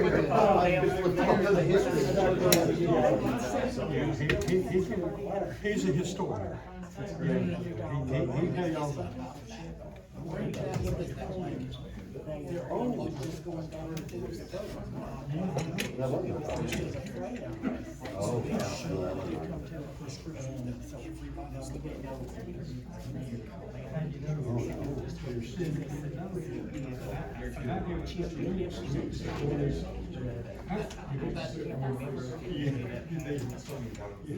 Yeah, that realistically.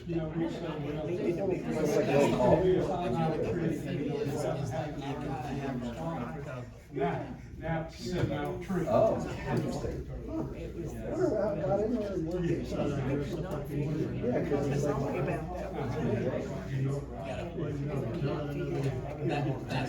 It's really the area is really nice corner.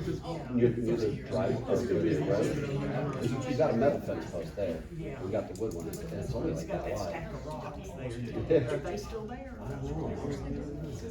But, and then it goes wider behind it. And if they turn that all the way around.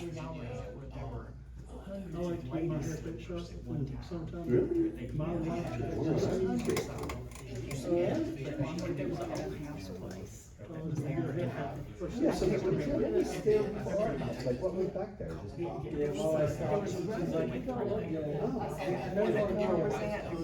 It's in a bad, right down, everybody using that. Chandler, and he was very cut pole. Really? And laid oxen through there to go back Yeah, over to. that's the one they put on us when we were little. See, I was asking because it's like, I've been mystified about this since day one. Sorry, that wasn't actually, that wasn't for that intention, but it worked. Chatting there? Yes. Alright, let's go then. Wasn't for that intention, but it We're worked. gonna resume, we are at, second read O, item B, ordinance 2026-05-160. We turn it over to the city attorney for that. Thank you, Mayor and Council. Mayor and Council, the B through G are going to be the ordinances that we are changing the charter by home rule. And so I'm gonna read the entire title of each of them, and then I will go through them again as we did previously. B through G were previously heard on first read at the last regular meeting of City Council.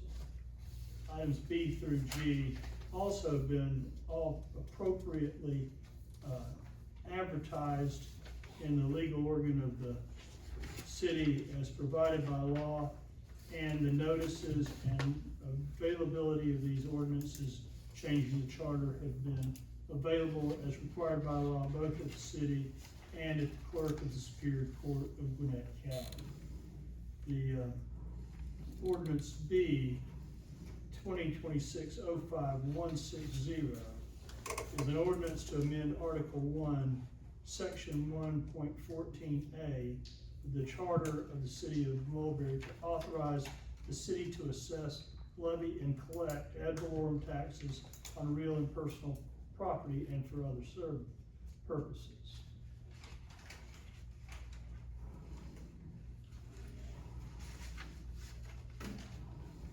the text of the amendment to the charter, the section Article 1.14a is amended, will read, A, this city shall have all the powers possible for a city to have under the present or future constitution or laws of this state as fully and completely as though they were specifically enumerated in this charter, and that the city shall have the power to assess, levy, or collect ad valorem taxes on real or personal property within the corporate limits of the city. The city shall have all the powers of self-government not otherwise prohibited by this charter or by general law. That would be the substance of the chart, of the ordinance if you should choose to pass it. As we have had a previous public hearing on the first reading of this, it is not required for the second reading. But in consideration of the importance of this, I've been instructed by the mayor and the city manager that we should have a second public hearing.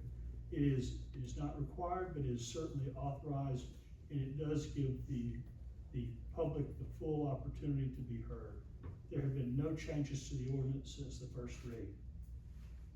Thank you, Mr. City Attorney. I just have one question. I know that you said that the ordinance, or the charter amendments were being changed pursuant to home rule, but isn't it also true that the charter itself in its text states that the city council may amend the charter at any point during the transition period? That is correct.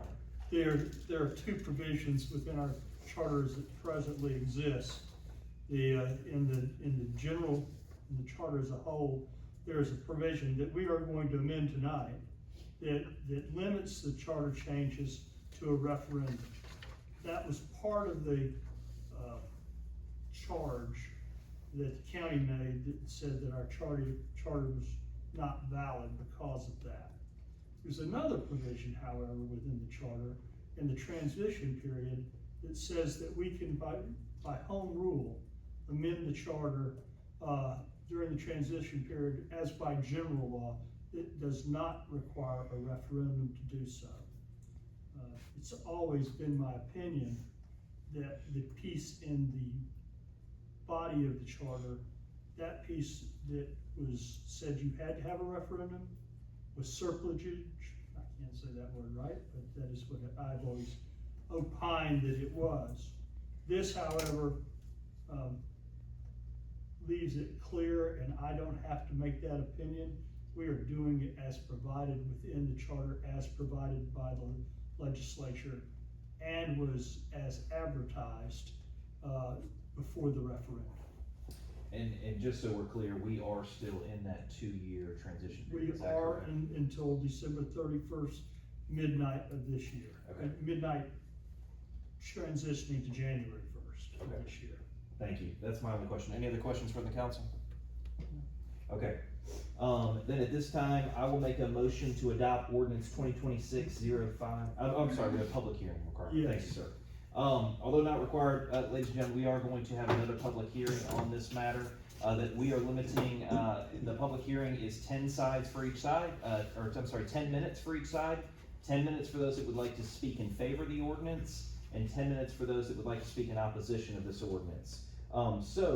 First off, at this point, I will open up the public hearing for those that would like to speak in favor of this ordinance. Is there anyone here who would like to speak in favor of ordinance 2026-05-160? Hearing none, I'll go ahead and close the public hearing for those that would like to speak in favor of ordinance 2026-05-160.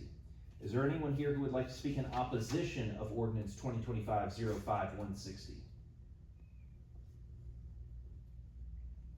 Hearing none, I will go ahead and close the public hearing for those that would like to speak in opposition of ordinance 2026-05-160. At this time, I will make with the public hearing being closed, I will make a motion to adopt ordinance 2026-05-160. Do I have a second? Second. Thank you, Councilman Ingram. Any other discussion on this ordinance? Hearing none, I will call a vote. All in favor? All opposed? All right, by a vote of 4, ordinance 2026-05160 is hereby adopted.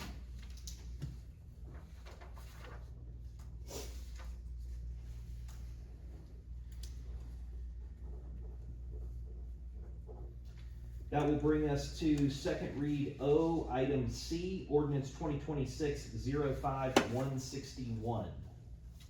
Thank you, Mayor and Council. I've already given you the synopsis of the advertising that was for all of these, that they were all done in accordance with the state law on home rule. This is ordinance 2026-05-161. This is an ordinance to amend Article 1, Section 114B, the charter of the City of Mulberry, to provide that the City of Mulberry may exercise all powers granted by the present or future Constitution and laws of the state of Georgia and for other purposes.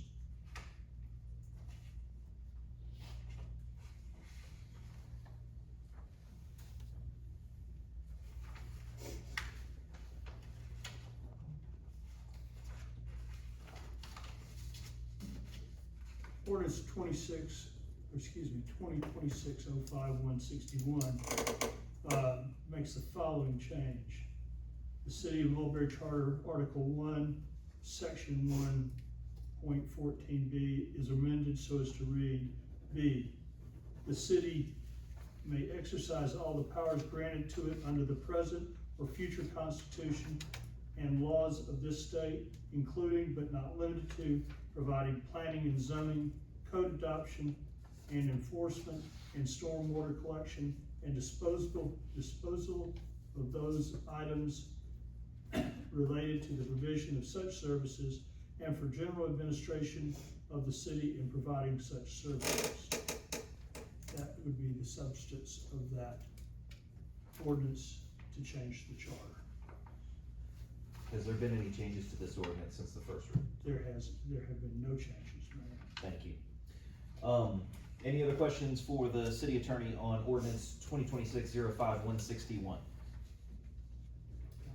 All right, hearing none, ladies and gentlemen, we have a public hearing on this ordinance as well. 10 minutes for those in favor of this ordinance, 10 minutes for those in opposition. Is there anyone here who would like to speak in favor of ordinance 2026-05-161? Hearing none, I will close the public hearing for those that want to speak in favor of ordinance 2026-05-161. Is there anyone here who would like to speak in opposition of ordinance 2026-05-161? Hearing none, I will go ahead and close the public hearing for those who want to speak in opposition of ordinance 2026-05-161. At this time, I will make a motion to adopt ordinance 2026-05-161. Do I have a second? Second. Thank you, Councilman Sullivan. Any other discussion? Hearing none, I'll call the vote. All in favor? All opposed? All right, by a vote of 4, ordinance 2026-05-161 is hereby adopted.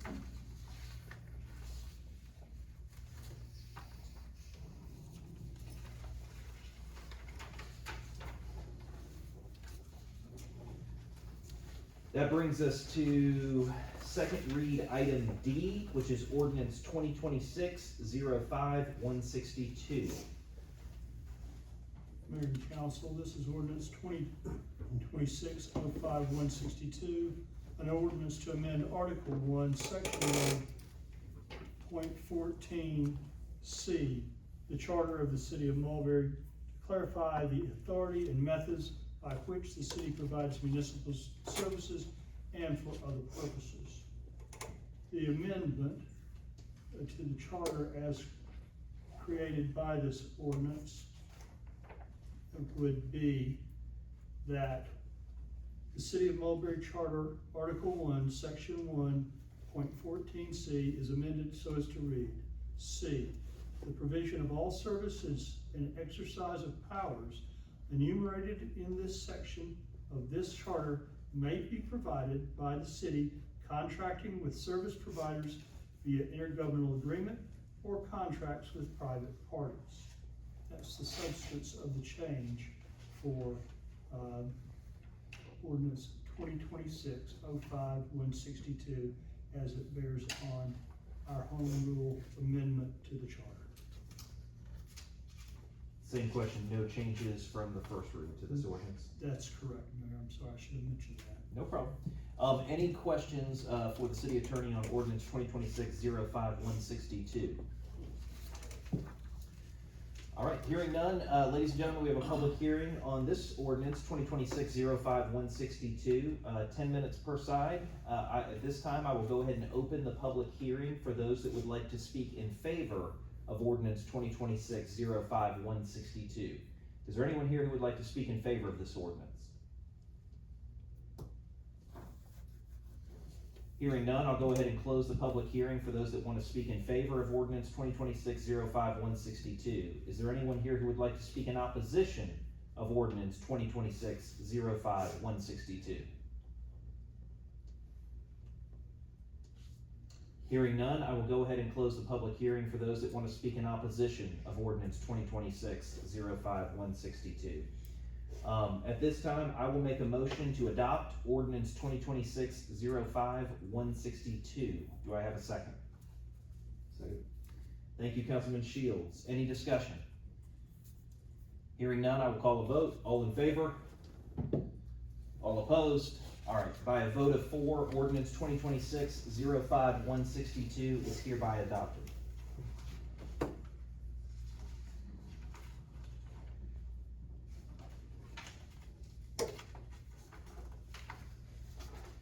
That will bring us to second read, ordinance 2026, or this was item E, ordinance 2026-05-163. Mayor and council, this is second read of item E, ordinance 2026-05-163. An ordinance to amend Article 1, Section 1.16B, the Charter of the City of Mulberry to eliminate Article 1, Section 1.16B, which limits the city's home rule authority and for other purposes. The substance of that is the governing authority of the City of Mulberry, Georgia, in regular meeting assembled. Excuse me.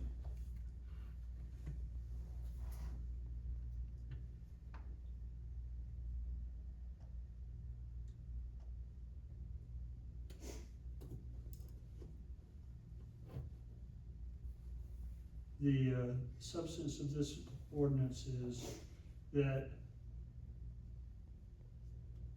the city ordinance eliminates Article 1, Section 1.16B in its entirety.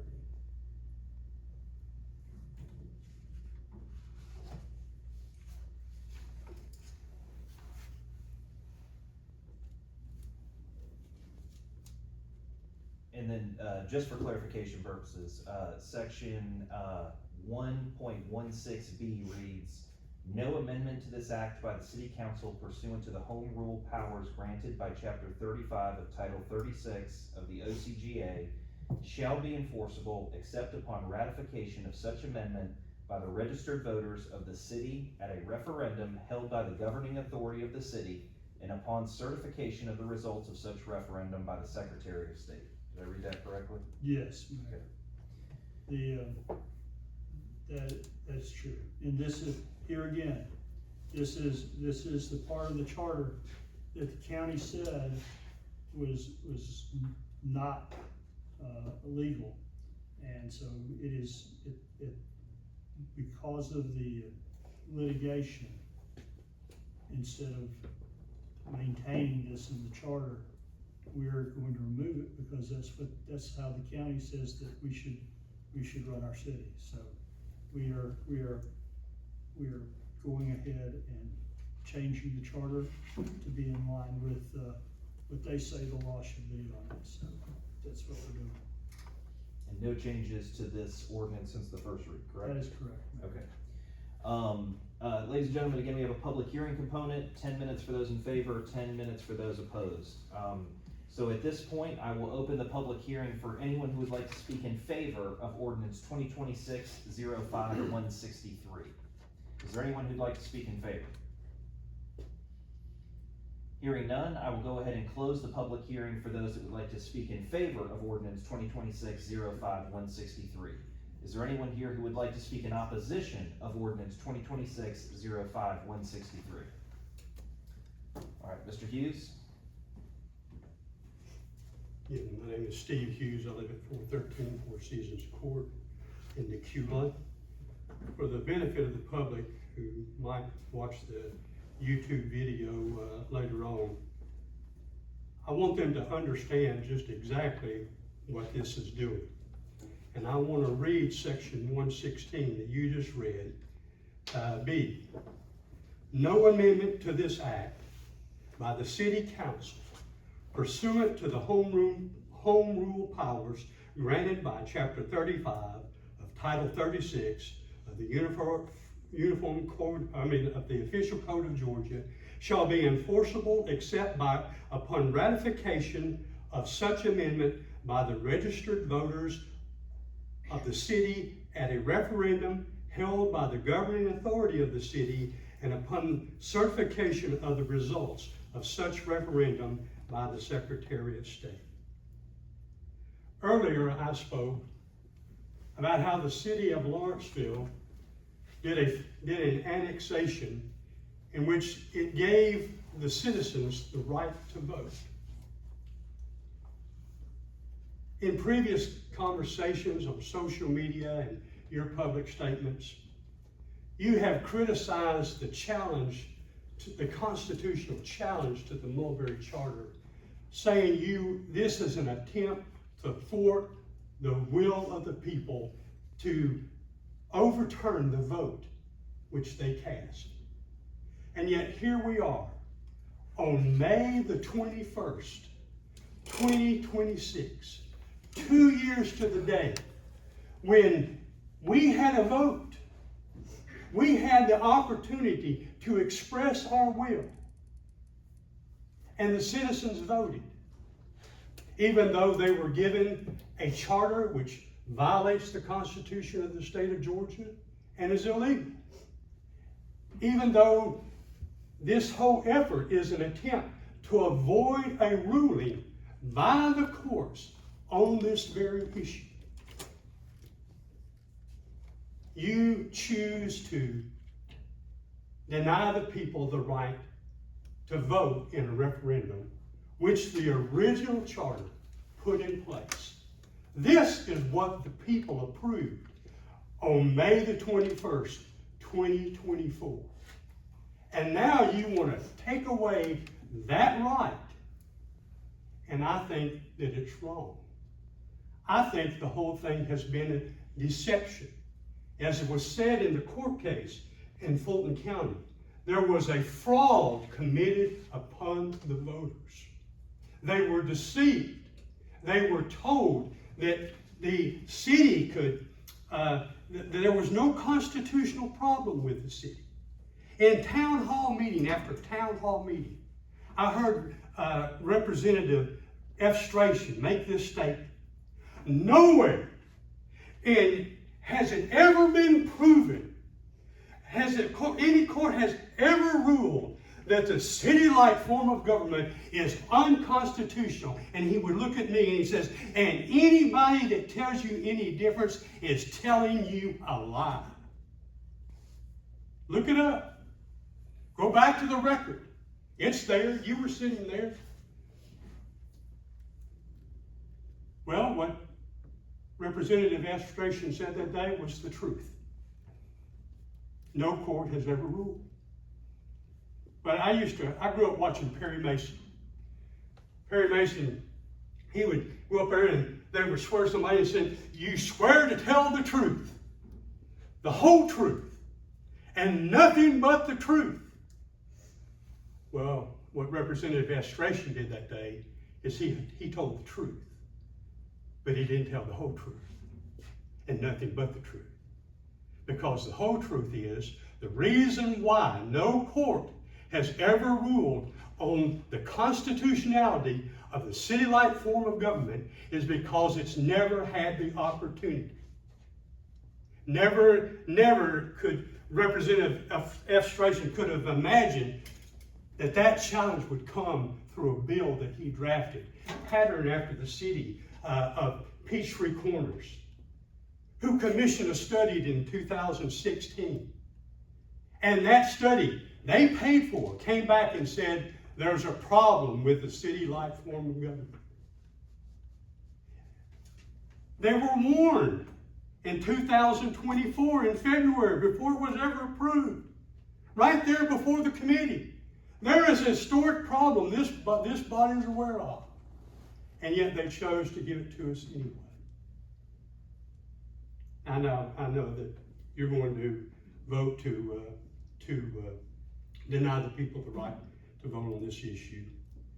But I want to stand up. I can't be silent. I want to stand up and say that what you have done, while it is legal, is not morally right. There is a difference between those two principles. Legal doesn't mean it's right. It just means it's the law. And that changes from day to day. So, as Forrest Gump would say, that's all I've got to say about that. Thank you. Thank you, Mr. Hughes. We have approximately 3 minutes, 58 seconds remaining. Is there anyone else who would like to speak in opposition of Ordinance 2026-05163?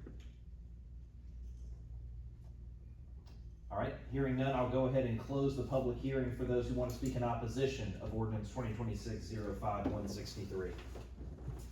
At this time, I make a motion to adopt Ordinance 2026-05163. Do I have a second? Second. Thank you, Councilman Ingram. Any discussion? Hearing none, I'll call a vote. All in favor? All opposed? All right, by a vote of 4, Ordinance 2026-05163 is hereby adopted.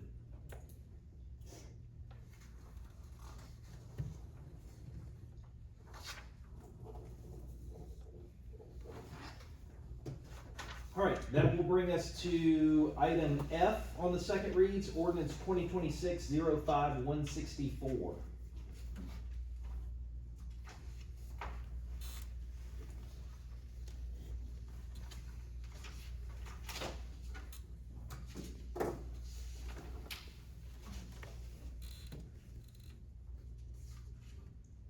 Mayor and Council, this is Ordinance 2026-05164. An ordinance to amend Article 6. I have to be careful, I think I read it wrong the first week. Section 610, the Charter of the City of Mulberry, to provide that the city shall not be prohibited from establishing a millage rate and for other purposes. The substance of Ordinance 2026-05164, this article to change the Charter by Home Rule, states as follows. The City of Mulberry Charter, Article 6, Section 610 is amended so as to read, the City Council may assess, levy, or collect any ad valorem taxes on any real or personal property within the corporate limits of the city. That is the essence of the change that we will substitute into that part of the charter. And again, this is been properly advertised as provided by law, and there has been no change since the first read at the last regular meeting. Any questions for the city manager about Ordinance 2026-05164? All right, ladies and gentlemen, again, we have a public hearing for Ordinance 2026-05164. For those that would like to speak in favor and against this ordinance, 10 minutes per side. Is there anyone here who would like to speak in favor of Ordinance 2026-05164? Hearing none, I'll go ahead and close the public hearing for those who want to speak in favor of Ordinance 2026-05164. Is there anyone who would like to speak in opposition of Ordinance 2026-05164? Hearing none, I'll go ahead and close the public hearing for those that want to speak in opposition of ordinance 2026-05164. At this time, I'll make a motion to adopt ordinance 2026-05164. Do I have a second? Second. Thank you, Councilman Sullivan. Any discussion? Hearing none, I'll call a vote. All in favor? All opposed? All right, by a vote of 4, ordinance 2026-05164 is hereby adopted.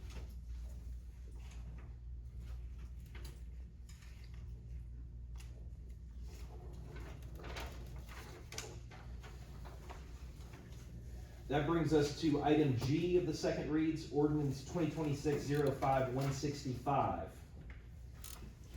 Mayor and council, this is ordinance 2026-05165, an ordinance to amend Article 6, Section 611, the city charter of the city of Mulberry to provide that the city council may assess, levy, and collect ad valorem taxes on real and personal property and for other purposes. The substance of this ordinance 2026-05165 in amending the city's charter is the city of Mulberry, Article 6, Section 6-111 is amended so as to read, the city council shall not be prohibited from establishing a millage rate. That is the substance of the ordinance that would change the charter. Same questions, properly advertised, no changes from the first read? That's correct. Okay, thank you. All right, same thing, public hearing for ordinance 2026-05165. For those who would like to speak in favor of this ordinance and those that would like to speak in opposition, 10 minutes per side. Is there anyone here who'd like to speak in favor of ordinance 2026-05165? Hearing none, I'll go ahead and close the public hearing for those who would like to speak in favor of ordinance 2026-05165. Is there anyone who'd like to speak in opposition of ordinance 2026-05165? Hearing none, I'll go ahead and close the public hearing for those that would like to speak in opposition of ordinance 2026-05165. At this time, I make a motion to adopt ordinance 2026-05165. Do I have a second? Second. Thank you, Councilman Ingram. Any discussion? Hearing none, I'll call a vote. All in favor? All opposed? All right, by a vote of 4, ordinance 2026-05165 is hereby adopted.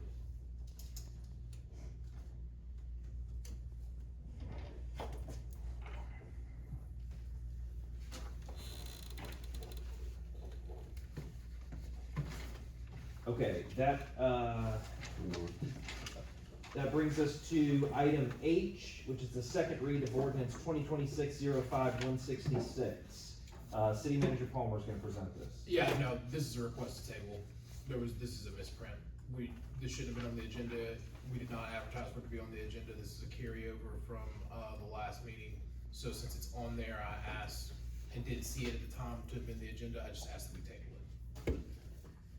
All right, we have a request from staff to table ordinance 2026-05166. Do we have any questions for city staff? Can I add to that to just amend to a minimum of 2 meetings? Okay. Instead of setting a time frame, just, not the next one, maybe the one after that or after. So just a minimum of 2 meetings. Can we do that, Mr. So City you Attorney? just set it to a time, date certain. I go ahead, if you would, we want to set it for 2 meetings out, we set it for 2 meetings out, and then we can reset it if there is a need to do it even further. Yeah, so push to the 18th, is that? June 18th. June 18th, yeah. Okay, so staff has requested that we table the ordinance 2026-05166 until the June 18th meeting. Is there any questions for staff? Okay, hearing none, I will make a motion then to table ordinance 2026-05166 until the June 18th, 2026 meeting. Do I have a second on that motion? Second. Thank you, Councilman Shields. Any discussion? Hearing none, I'll call a vote. All in favor? All opposed? All right, by a vote of 4, ordinance 2026-05166 is hereby tabled until the June 18th, 2026 meeting. Thank you. That will bring us to item P, which is the executive session. We have an executive session this evening. I have one litigation matter, is that all I'm gonna have? Yes, yeah. I have one brief litigation matter on ongoing litigation to inform the council on. Okay. The city attorney has requested we go into executive session for litigation. I would go through my spiel about what executive session is, but we got the regular. I think at this point y'all know what it is.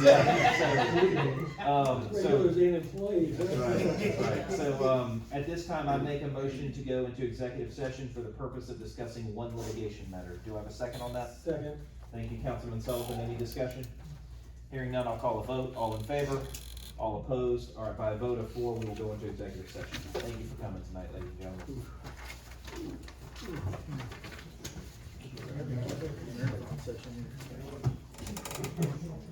See me standing right there? Mr. Mayor. Good job, Mr. Stanley. Awesome, glad to have you part of the whole. It's awesome. The only thing, I sure would like to get my son on there, cause he's got no information, but he owns property in Mulberry. But he doesn't live there. But then you go to the next one is, you don't wanna create the. You know what I'm saying?